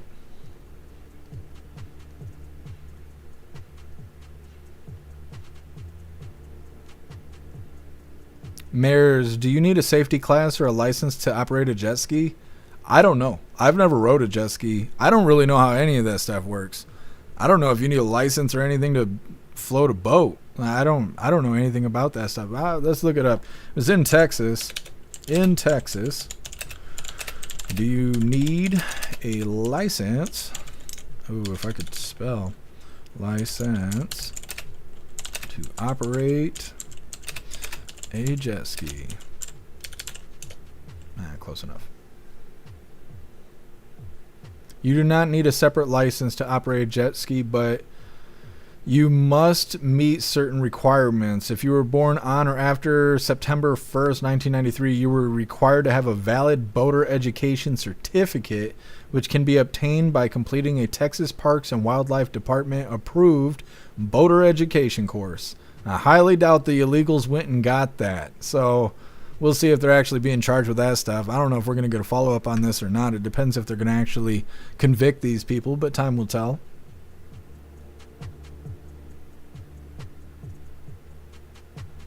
Daniel, you're not that far from me. What's up, everything? Happy freedom to you. Boater's license in Virginia. That's what it sounds like in Texas, too. I didn't even know a boater's license was a real thing.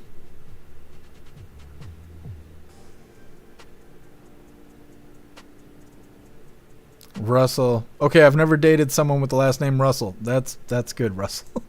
That's good. Kevin Seamus. I dated a girl whose first name was my last name for a while. You dated a girl named Seamus? That's crazy. Holy.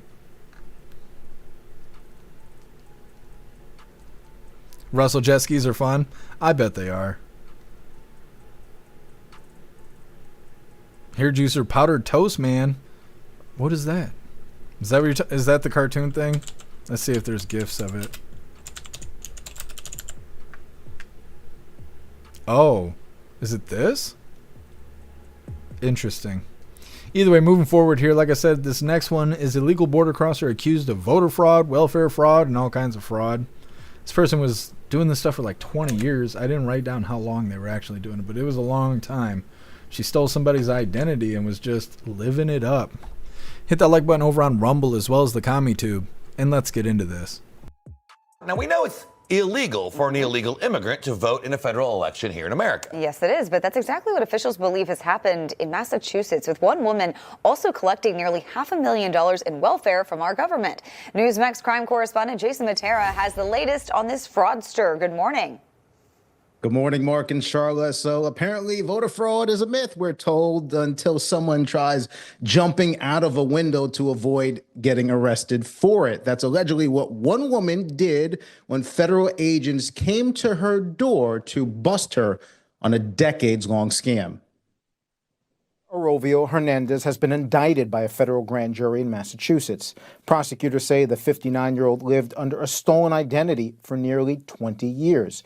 Pretending to be a Puerto Rican-born U.S. citizen named EC. And with that fake identity, she allegedly registered to vote, voted in the 2024 election, and was even caught on surveillance video with an "I voted" sticker the same day the ballot was submitted. But investigators say that was just the opening act. Orovio Hernandez allegedly scammed more than $400,000 in federal benefits using the stolen identity, ranging from Section 8 housing subsidies to Social Security disability payments to food stamps, all while claiming to be a U.S. citizen named EC.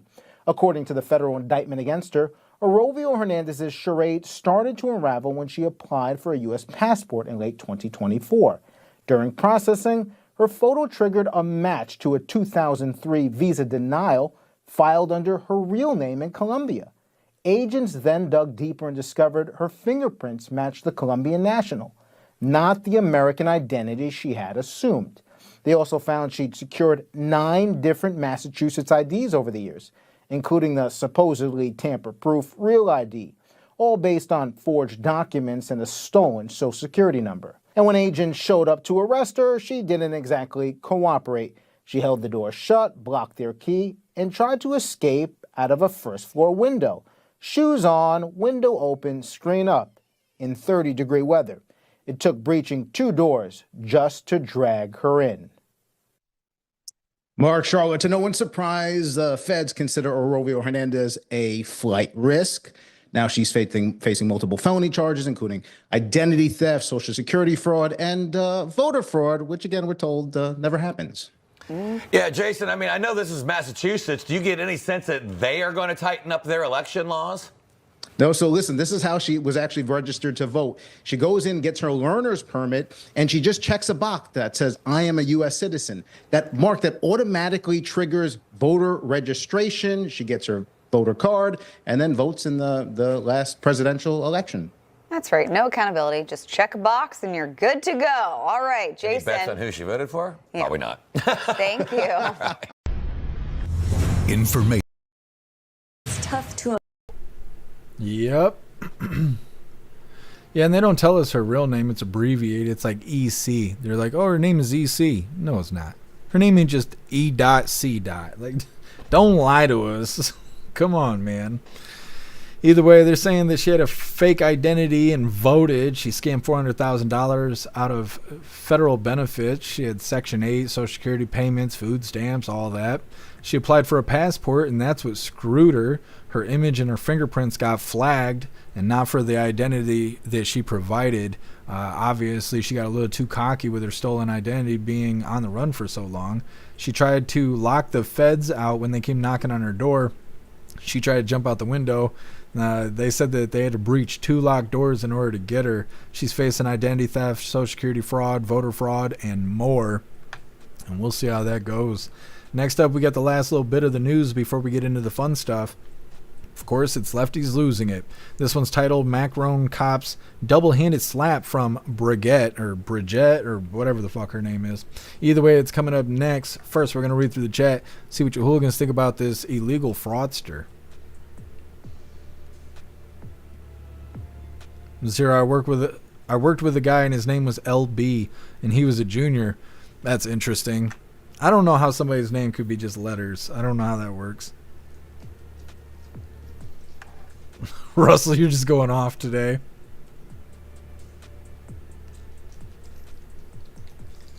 What are you doing over here? Yeah, you're doing too much. You're doing too much. Camp Shame, is that Barack Obama's sister? I have no idea. She's rough looking. I want to know, how'd she get the stolen identity? Where did she get that information from? How'd she get a functioning social security number and all of that?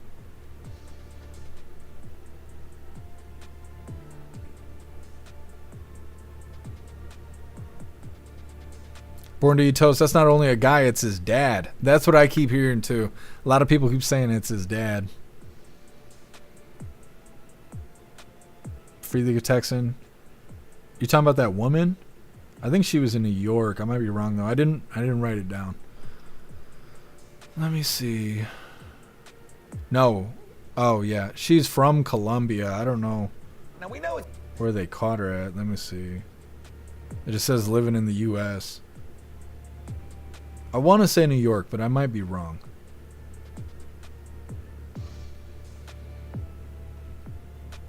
Yeah, I don't see where they actually say where she was at.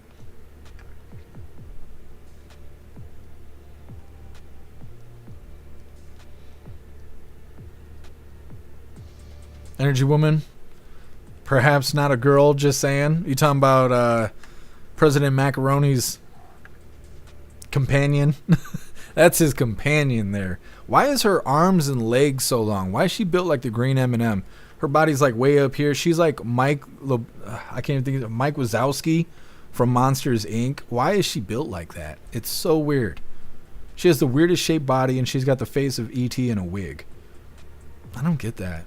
I also think it's really weird that he's the leader of a country and he's getting his face pushed around on live TV. I feel like you're in a corner when you're in that situation. Like, you either have some sort of public demonstration, like you divorce this person or something like that to show them that you're not to be trifled with, or everybody who talks to you is going to be like, hey, did you ask your wife first before making this deal? Because we don't want her beating your ass again on live TV. I don't know. I feel like there wasn't enough done. And they put out that presser or whatever saying that, oh, they were just play fighting because they're in love and all this. I'm like, I don't know. I don't know. You getting disrespected like that in front of everybody and you're supposed to be a world leader? I don't know. It's not good. It's not good. Ghostly got caught with a big bag of coke too. What a twat. He's not a good person. Mike T, give them enough rope. Yeah, that's all they need. Born to Eat Toast.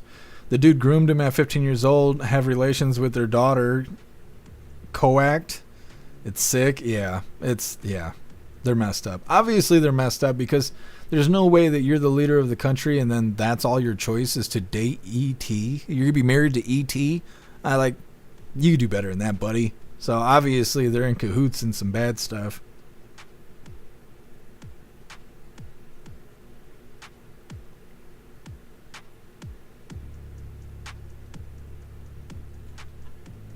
Thank you so much, Energy Woman, for that $11 donation over on Rumble.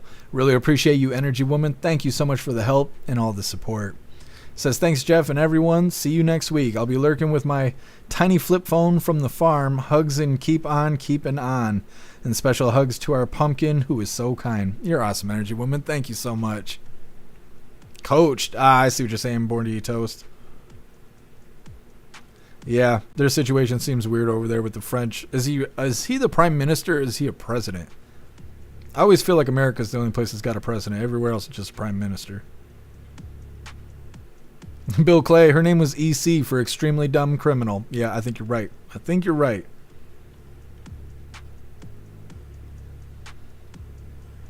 Oops. Holy, thank you so much, Northern Pike, for that $17 donation over on Rumble. You're a badass, Northern Pike. Thank you so much for the help.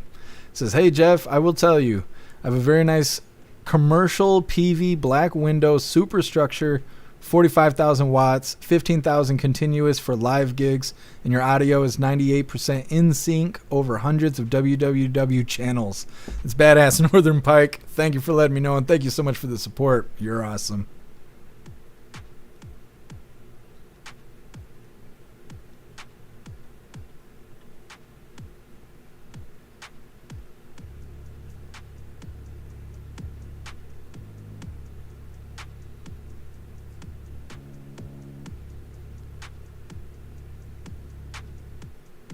Freely Texan EC what?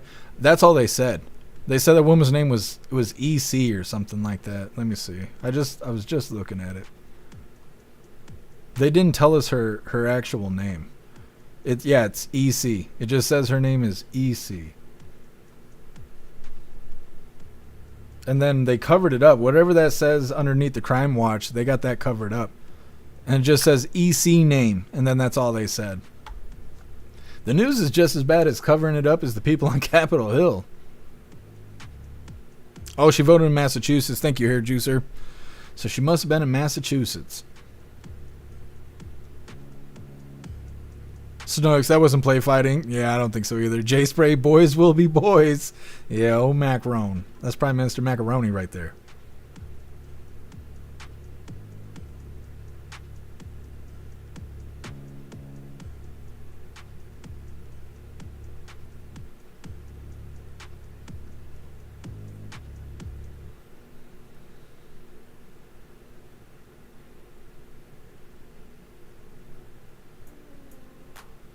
Meta, I live between two different gang compounds. Police took care of the big problems and the OGs took care of the small problems.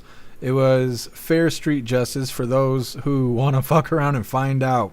Yeah. She got a real ID too easy. Well, the thing is they talk about that real ID stuff, and then they also talk about how she just checked a box for a learner's permit and that automatically enrolled her for a voter ID. And they say that as if, you know, the laws need to be tightened up and stuff, which they do need to be tightened up. But even if you had to show ID for voter ID, she had the ID. She had all the credentials she needed. She had a fake social security card. She had all the credentials she needed for her identity that she had stolen. And so in order to get a real ID, you just have to provide those credentials. You don't have to do anything else. And so for her to get a real ID, which is supposedly counterfeit proof, well, that's if you try to, make a fake one. She didn't have to make a fake one because she had the stolen documents. So she was able to enroll for voter ID if she had to, but apparently in Massachusetts you don't have to. You just check a little box and you'll do it. We also were talking about this before, and some people said that all you need is a vision test to get a driver's license and stuff. You don't have to actually provide documentation. So even if she was in a state where you had to prove credentials in order to get a real ID or to get a voter ID, she had everything she needed to do it, because not only was she illegal, but she had a stolen identity. Without that stolen identity, they might have been able to stop her from some stuff. She probably still would have voted by just simply applying for a learner's permit for driving, but she wouldn't have been able to do as much as she was doing. That stolen identity gave her the confidence they caught her up, because she went to try and get a passport. And think about how ballsy that is. You break into the country from Colombia. You sit here for over a decade with a stolen identity. Then you go get a passport so you can legally leave the country, go to another country, and come back home to your fake home because you broke into this place. Like, it's so crazy what she was trying to do. She got too confident because of that stolen ID. So, yeah. Meta, you don't have a real ID? Yeah, well, eventually that'll be the only ID there is.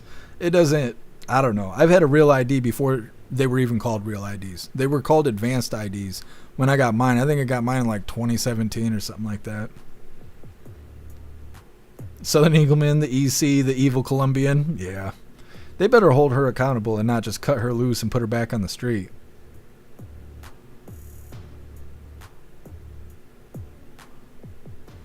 What's up, Garrett? Happy freedom to you.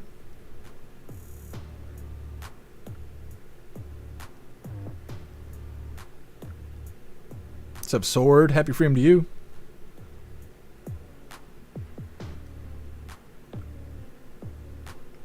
Mares, it's the 21st century and all a person had to do was check a box. Something needs to be fixed. Yeah, it's true.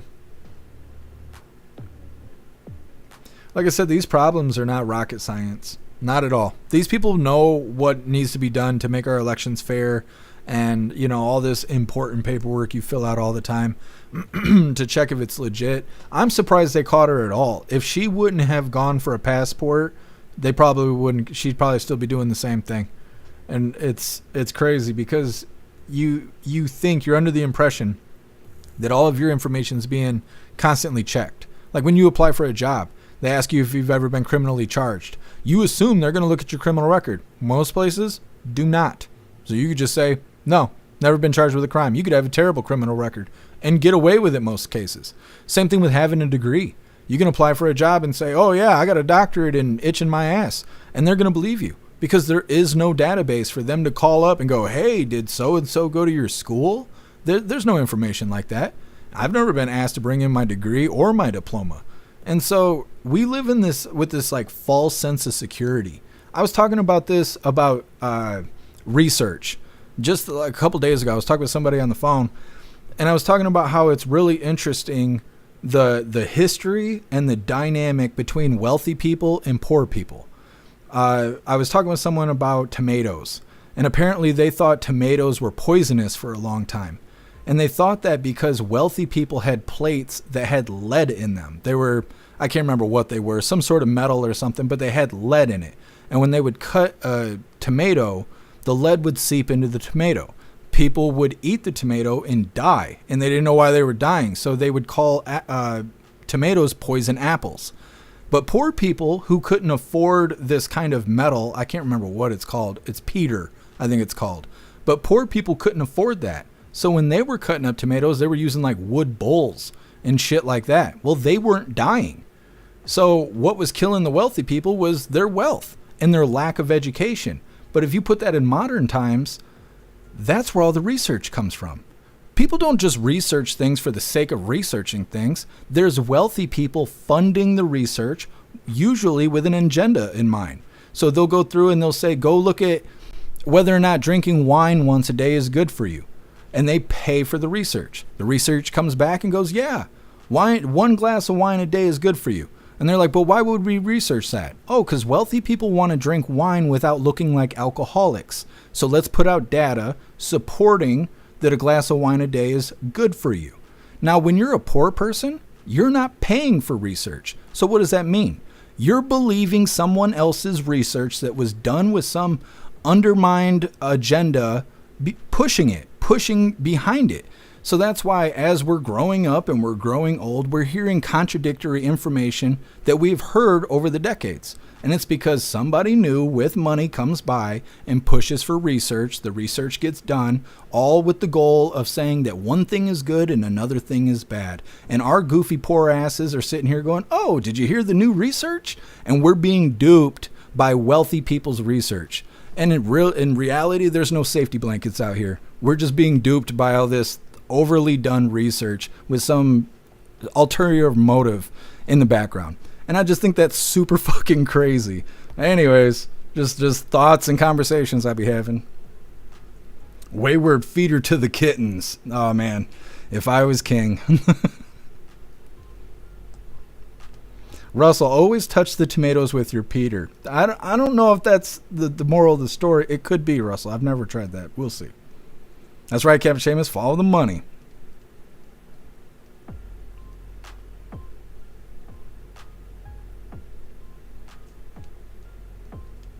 Captain Seamus. Yeah, leaded Peter. Yeah. Peter Ducey.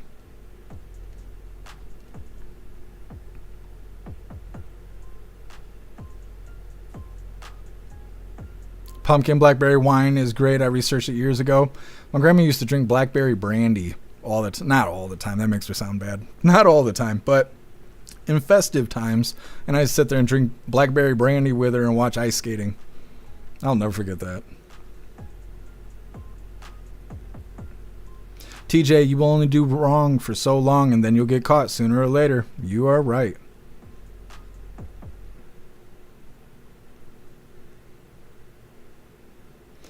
Ghostly, what are they going to do when I microwave my real ID and fry the chip in it? Nah, they'll make you get a new one.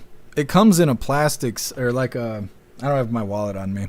It comes in a sleeve that's got some sort of mylar around it to prevent your ID from being scanned against your will. Supposedly. I've never tested it, but that's what they say.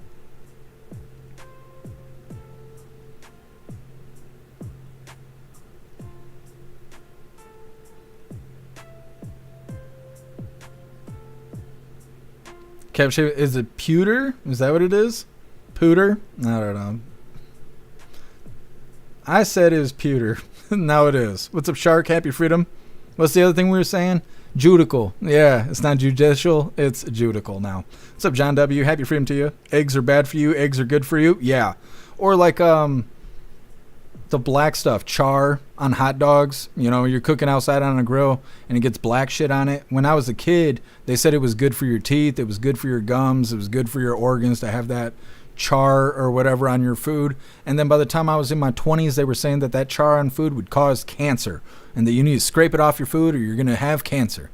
And they're, like I'm saying, it just depends on who's funding the research will dictate, you know, the outcome of the research itself. Anyways, moving forward here, we're going to get through the last little bit of the news before we get into the fun stuff. This is Lefties Losing In. This one's titled Macron Cops Double-Handed Slap from whatever this name is. Hold on, Rita. I ain't ready yet. All right, hooligans, hit that like button over on Rumble as well as the CommuTube, and let's get into this.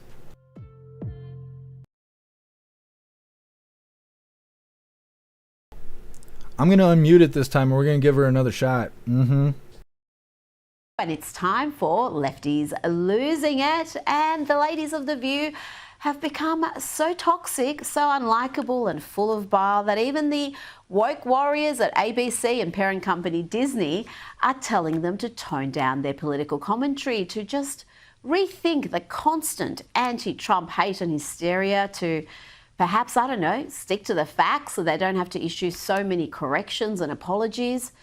But sadly, these ladies will not be told. They are going to keep up the lies and hate. Here is Whoopi Goldberg lying about Donald Trump again, firstly claiming Memorial Day was the first time Trump has said anything positive about Gold Star families. It was about time we heard him give the Gold Star families their due. It's about time he did that because he spoke and said we are proud of our Gold Star families. This is the first time, at least maybe unless you've heard him do it. No, he's hosted them at the White House in his first term. Right, but the last time we collectively heard him talking about Gold Star families, it was not positive. It was only last September when these hysterical harpies were criticising Donald Trump for visiting Arlington National Cemetery with Gold Star families. The left said that was politicising Arlington.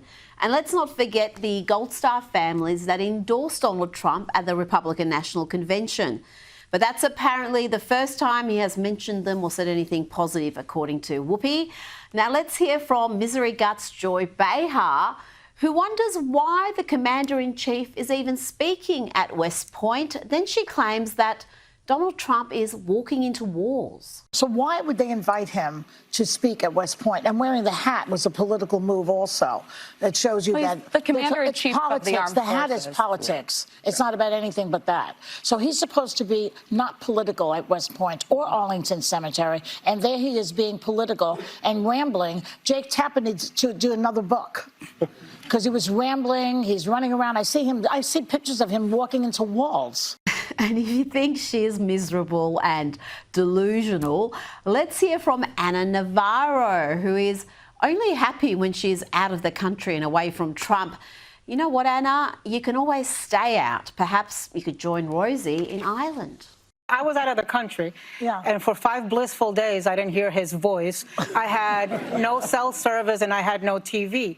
But then I come in and I watch a clip like this one, up to your point of what you were just talking. Can we see the clip? Yeah. As a linguist, translator, and cryptologic technician. Right. I mean, if Joe Biden said that, right, we'd be talking about his cognitive skills and cognitive decline for days. But why does the media avoid it with him? Tell me. Yes, Donald Trump mispronouncing one difficult word means he's Joe Biden now, who routinely spoke incoherent sentences, who struggled to deliver the simplest lines of an auto cue. These ladies are really clutching at straws, and this is after they've been told to dial back their lefty lunacy. Now, Whoopi not only had a go at Donald Trump, defamed Donald Trump, she also attacked J.D. Vance and Pete Hegseth, men who risk their lives serving their country. Pete Hegseth knows better. He knows what it's like to be a service person. Vice President Vance knows. He knows how hard it was, because I'm sure one of the reasons he went there is to elevate his life. He comes from very, very poor people. Yeah. And the fact that you don't stand up and say, you can't do this to these folks. I've worked with them. I know what they go through. Instead, we get this kind of... She was so enraged, she couldn't even finish that sentence. You know, the way these hysterical harpies are carrying on, you think there was a crisis in the military. Instead, the opposite is true. Morale is finally high after years of degradation. And the evidence of that is in the recruitment numbers, which have surged to new highs. They surged to record numbers after Donald Trump's election triumph back in November and have stayed high ever since. But facts and figures are abhorrent to the ladies of The View. Let's end our little View catch-up with Joy Behar, who left her phone on during filming, so very professional there, Joy. And listen to her say that she would rather die than be saved by a Trump supporter. I wouldn't even let him give me a Heimlich maneuver. Yeah. That's how little I feel about people. I don't know. Well, and a MAGA supporter is like... calling you right now. I got it. I fixed it. Now let's check in with someone who seems to be auditioning for The View, actress Kira Sedgwick. She's married to Kevin Bacon, in case you're interested. Well, she seems to think that women in America are about to lose their right to vote. Wondering how you're feeling about the state of our union. Finding myself pretty scared about a lot of things. Scared about losing my rights as a woman. Scared about losing my right to vote as a woman. Scared about losing autonomy over my body as a woman. I would have thought her abortion days were behind her, but maybe I'm wrong. And in any case, you can get even late-term abortions in most blue states, most blue cities. But let's listen to more of this Hollywood star's unfounded fears. Scared of my parents' Social Security checks. Scared of food banks running out of food and not being able to replenish because they're no longer getting federal funding. She really is part of the AWFL phenomenon. AWFL standing for AWFL, Affluent White Female Lefties. Let's check in on AWFL, AWF Latino, Jennifer Lopez, still works. She raised a few eyebrows with this performance.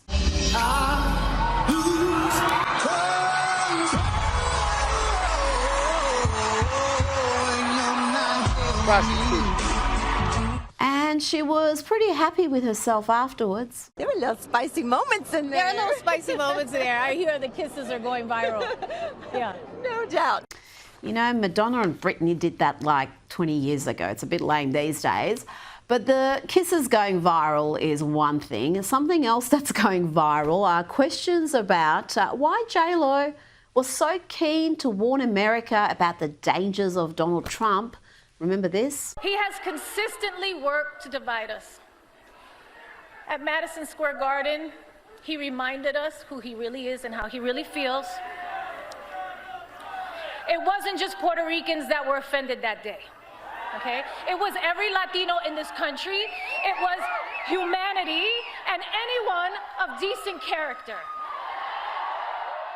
Decent character, she says. Yeah, she was very keen to warn America about Donald Trump, but she's P. Diddy's former girlfriend. Why didn't she warn the world about him? Didn't warn all the potential future victims about what sort of man he was and what sort of antics he got up to. We've all seen the hotel tape.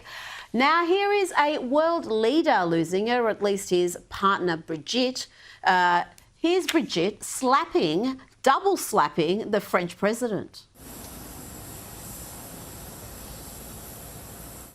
Let's have a closer look at that in slow motion, please. That looked like a slap to me, a double-handed one, but the French president claims otherwise. Fait dire à une vidéo beaucoup de bêtises. Sur ces 3 vidéos, j'ai ramassé un Kleenex, serré la main à quelqu'un et juste plaisanté avec mon épouse comme on le fait assez souvent. I don't know if it looks like a backhander and feels like a backhander. It's probably a backhander, Emmanuel. Now let's hear from 60 Minutes anchor Scott Pelley, who happily pushed the Russian collusion hoax and was an active participant in covering up Joe Biden's cognitive decline and the dodgy business dealings of the Biden family. Remember 60 Minutes claiming the laptop was Russian disinformation? Well, old Scott gave a commencement speech at Wake Forest University recently, and it was a hot mess. Listen to this unhinged anti-Trump hyperbole. Our sacred rule of law is under attack. Journalism is under attack. Universities are under attack. Freedom of speech is under attack. And insidious fear is reaching through our schools, our businesses, our homes, and into our private thoughts. Come on, man.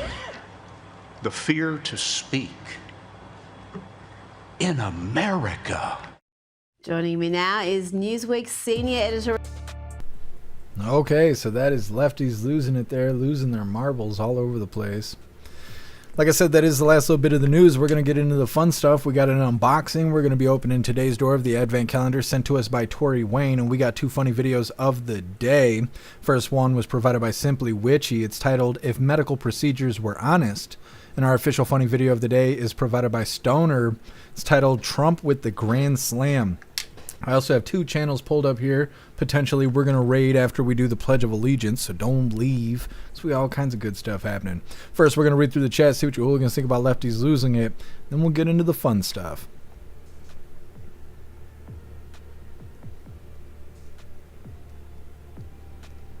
Snooks, I think she was drunk. Who? You thought who was drunk? Russell, someone needs to throw a tomato at that dude. For real. Throw the shoe. Russell, that was a bitch slap. It was. He took it like a champ. Zero, that was a get the F away from me move in an argument. That's what it looked like to me, too.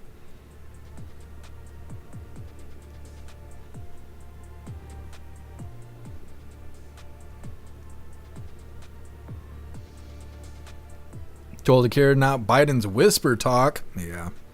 Well, and then they were trying to say that Trump mispronounced something, so he's as bad off as Old Man Walter. I hate that they're saying stuff like that because for 4 years we had to deal with Old Man Walter falling off bikes, falling upstairs, never knowing what he's talking about, claiming to talk to people that have been dead for years and all kinds of stuff.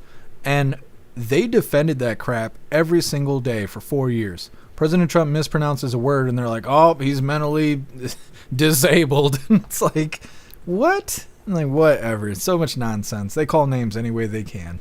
What's up, Hat the Cat? Happy freedom to you. Shroomish lowlife. I know. Smoked him. That was such good timing. It just happens naturally sometimes. So good. I always got to laugh when that happens. Ghostly with the taco flavored kisses. Yeah. That song is getting stuck in my head. What's up, Jay Tyler? Happy freedom to you.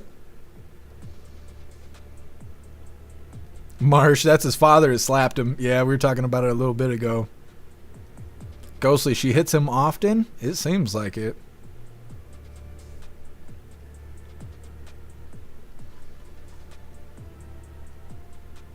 Marsh, Macron's wife is old enough to be his father. It's a lot of conspiracy around that. Oh, Snooks, Macron's wife. You think that she slapped him because she was drunk? Could be. Drunk on baby's blood.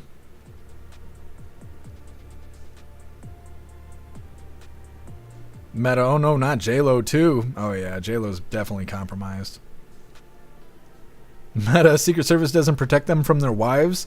I guess not. You know, they should probably look into that. So the Eagleman hot dogs are better burnt on the grill. Just saying. I agree. Burgers, chicken wings, everything's better on the grill. In Canada and Australia, they call it the barbecue. I don't know why, but that's what they call it. What's up, DP? Happy freedom to you. She's been backhanding him since he was 15 years old. He likes it. It is a sign of love for him. He doesn't know any different. Mills, Macron's no hooligan. Yeah, you are absolutely correct. He is not built like us. Wayward. Trump's not sniffing anyone, though. I know they're all disappointed. If Trump would just go and sniff Whoopi Goldberg, she'd change her whole tone.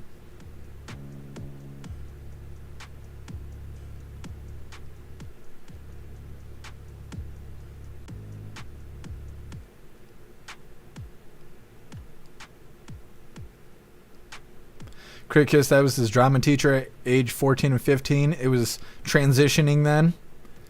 Good Lord, what was he doing in drama? Being gay.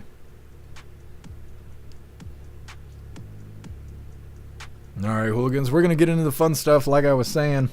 We're going to be doing an unboxing. We're going to open today's door of the Advent calendar sent to us by Tori Wayne, and we got 2 funny videos of the day. But before we get started, I want to remind you, hooligans, if you would like to support the live to keep us running, you're welcome to use the links in the description in order to send donations. You can do that by using PayPal, Cash App, Stripe, Zelle, Venmo, Locals, Buy Me a Coffee, or you can even send crypto. Let's see what we got today. Let me see. I was pretty surprised to see a package sitting outside my door. You guys aren't going to believe this. Who sent this? Hope Klaus is a good kitty and plays with all his new toys, from Tori and Alex. Look at this from Tori Wayne, I believe. Merry Christmas Cat Toy Advent Calendar. Klaus Daniels now has his own Advent Calendar. That is so badass. Thank you so much, Tori. Appreciate you. Holy. I don't even know what to think about that. Cat Daniels has got his own Advent Calendar. You people were saying that this is a pirate hat, and it's a trifold hat, and I'm trying to figure it out. What is the difference between what our forefathers wore and what the pirates wore? Because I didn't realize that they look so similar until someone had said that to me. Either way, while you guys figure that out, we're going to see what we get out of today's Advent Calendar sent to us by Tori Wayne. Let's see. Where are we today? Is it 16? I think so. I think we're on day 16. What's up, buddy? He was getting in that box. He trying to look at me right when I was looking at him. Then he hopped out of the box like I caught him doing something gay. That's funny. Oh, Klaus Daniels, you'd be all right. Today we got habanero hot sauce. This is gonna be hot. Now we're not trying hot sauce today because my stomach's all messed up. I know this is hot though. Habanero is hot. Thank you so much, Tori Wayne. I appreciate you. Klaus Daniels, you're gonna have to open your Advent calendar. You got 24 days of goodness coming up. All right, we are going to hop right into our funny videos of the day. Can you do that quieter, sir? Sir. Excuse me, sir. I'm going to need to see your vaccine card. Okay, anyways. Let's get this pulled up. You guys are going to like this. This is titled, well, first it was provided by Simply Witchy. This is titled, If Medical Procedures Were Honest. Colonoscopies. Because nothing says healthcare innovation quite like letting a doctor take a guided tour of your ass with a GoPro on a garden hose. It's the ultimate trust fall. The real fun starts before the colonoscopy even begins, with the prep, where the real trauma happens. You'll start with a liquid diet and quickly move to the colon cleanse solution that tastes like salty, lemon-flavored windshield washer fluid. And then, the fireworks begin. At first, it's like a gentle rain. Then, it's a Category 5 hurricane. Your intestines become the world's worst slip and slide. By hour 3, you've got nothing left to give. You're just a hollow shell of a human, clutching your knees, praying for salvation. At some point, you start wondering if your soul is leaving your body through your ass. It's like a yoga retreat, but with more screaming and less namaste. Once you've purged your entire existence, it's time to waddle into the clinic. They position you face down, ass pointed directly at God, with a team of strangers. The sedation begins, and 5 seconds later, the doctor pilots a camera through your colon like they're filming Butt Flicks, a colon original. Somewhere in that room, there's a monitor broadcasting the live premiere.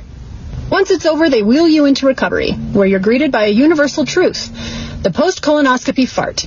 It's like releasing an air horn in a cathedral. The nurses will smile politely, but you know they're mentally ranking you on volume, duration, and tone. Somewhere, a nurse is writing down 8 out of 10. Strong effort, needs more vibrato. But it's a small price to pay for knowing your ass got a 5-star Yelp review from the medical community. Yep. All right, moving into our official funny video of the day. Let's get this pulled up. This one was provided by Stoner.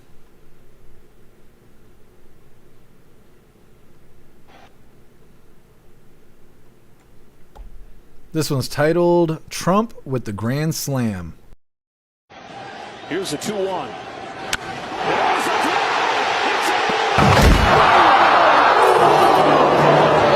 That one hurt my marble sack. Yep. Trump letting old Michael have it. Well, hooligans, that is all the coffee I had for you guys today. I'm going to drop this Linktree link in all of the chats. We're going to read through. We got the Pledge of Allegiance coming up. And over on Rumble, we are going to have ourselves a raid. So don't leave yet. And I got 2 different channels pulled up, so we're going to figure out which one's the best one to try and raid. This one person I know is pretty based. I just don't know how long they're going to be live. Agent O, the vibrato, I know. Alright, hooligans, there's a Linktree link where all of my links are listed. So if you'd like to make donations, join membership programs, or purchase any merch, would really appreciate it. All of your guys' contributions keep us running every day except for Sunday, because we got to have a day to recharge those batteries.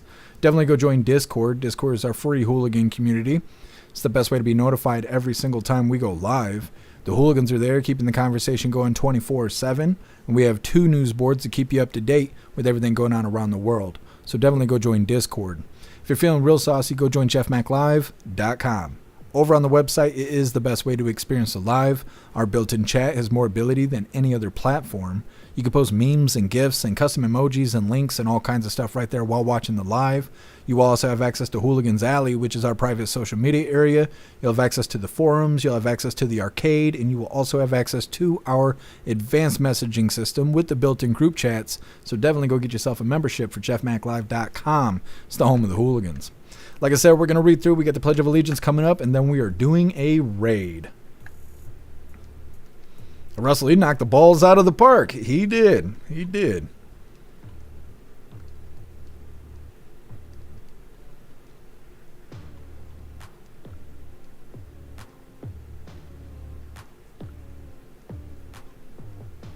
Kev Seamus, I mean, she's not wrong. It's a very colorful way of explaining a colonoscopy. What's up, Roy? Happy freedom to you. We can't raid Salty Cracker. I don't know why. We tried to the other day and it said the channel can't be raided.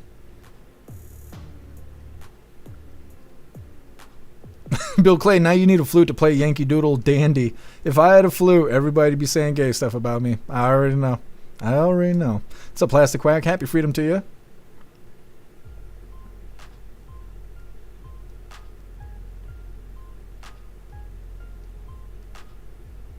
Totally care dropping the boobies in the chat. Very nice.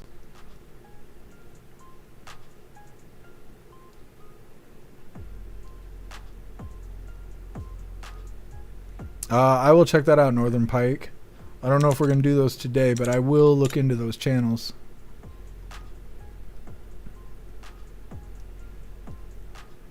Rappy, where's Klaus Daniels? He was just up here. Now he's sitting over here playing in the box. Oh, I said his name. He started cleaning himself. He's all embarrassed. He'll be all right. Thank you, Pumpkin. You're the bestest.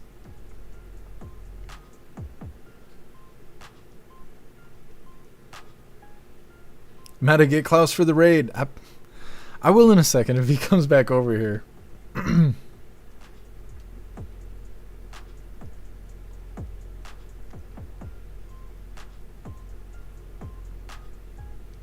Hey, thanks for being here, Mayors. No, Klaus Daniels is eating. Tori Wayne, who are you talking about?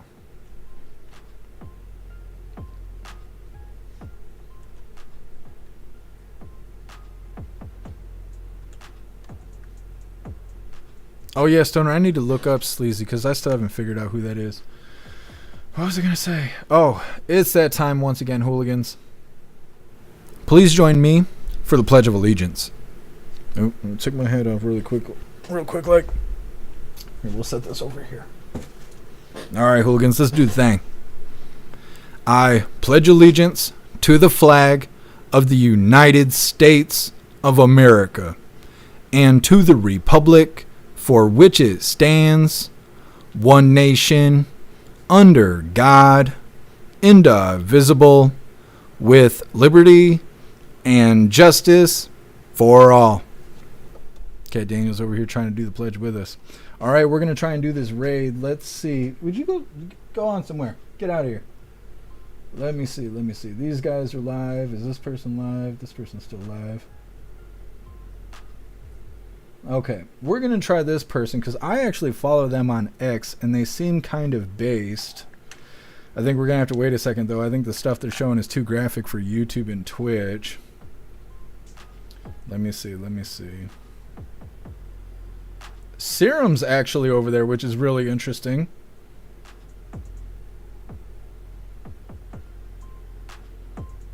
Yeah, I'm not sure exactly what they're showing over here, but I think we might be all right. And Stoner's there, so that'll be really interesting. Let's see if we can raid these people. All right, let's do the thing and see what happens.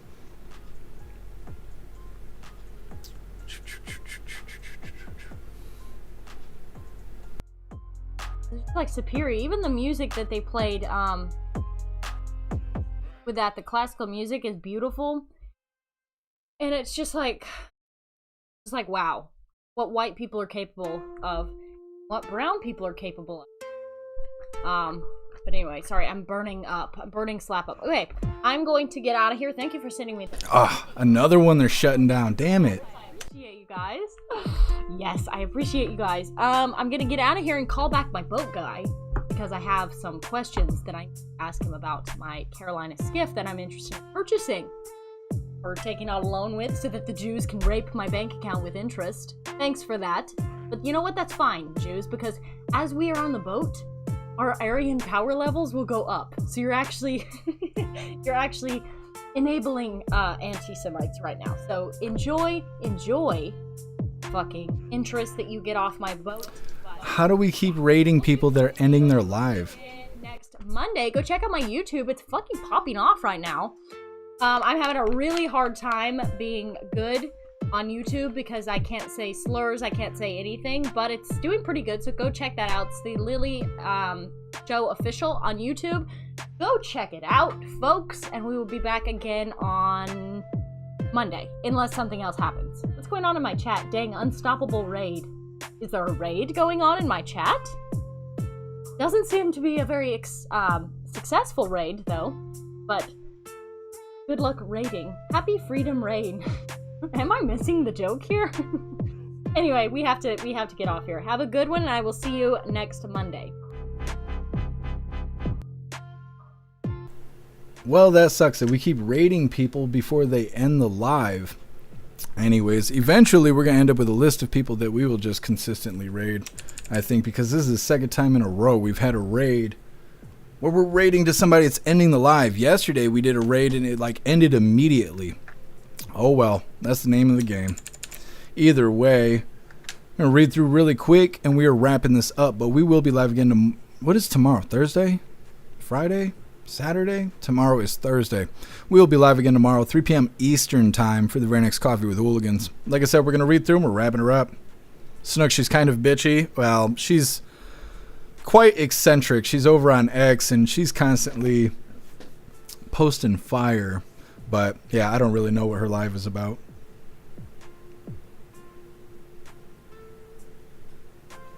Hey, thank you for being here, Tori Wayne.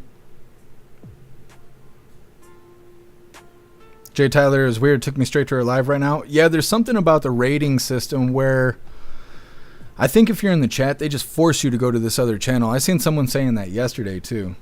Because yesterday the raid ended, we did the raid and the chat had ended on the live that we had sent the raid to, but people were still being sent to that channel even though they had ended the live. And Rumble has this like 10-minute blocker. So we could do another raid, but we can't do it for 10 minutes. And so, we're not going to sit here for 10 minutes to try and raid somebody else. We just do it as just to be cool with other people. People did it to us. We had Viva Fry raid us. We've had a couple people raid us, which is cool. So we're just trying to be cool with other people. If it's not received, then it's not received. Oh, well. Oh, well, Thank you, Bill Clay. I appreciate you being here. Thank you, Pumpkin. Much love to you.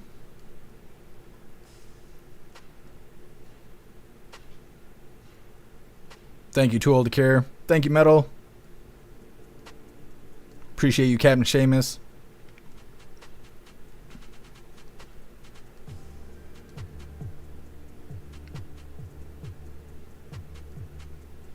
Meta, why not one at the beginning and one at the end?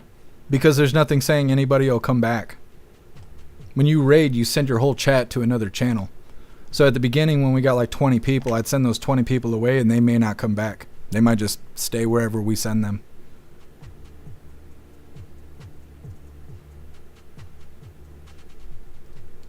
Yeah, Southern England. For some reason, I thought tomorrow was Friday.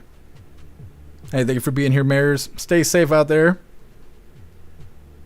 Tease a little panty raid. I don't know why you guys say that. That sounds explicit. Snooks, I miss Serum. Yeah, well, he's hanging out with Lily there. That's cool. He's a free hooligan. He can do as he wishes.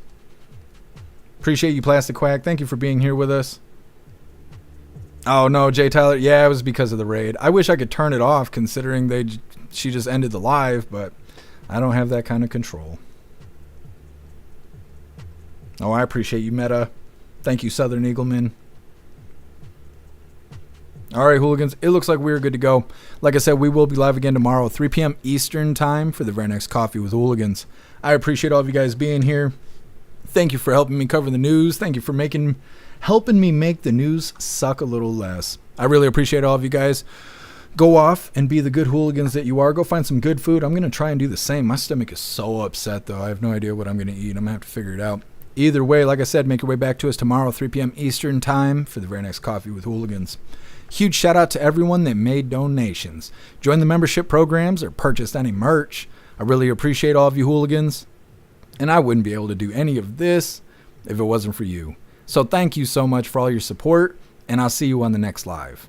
Until then, stand tall, shine bright, and that's a wrap.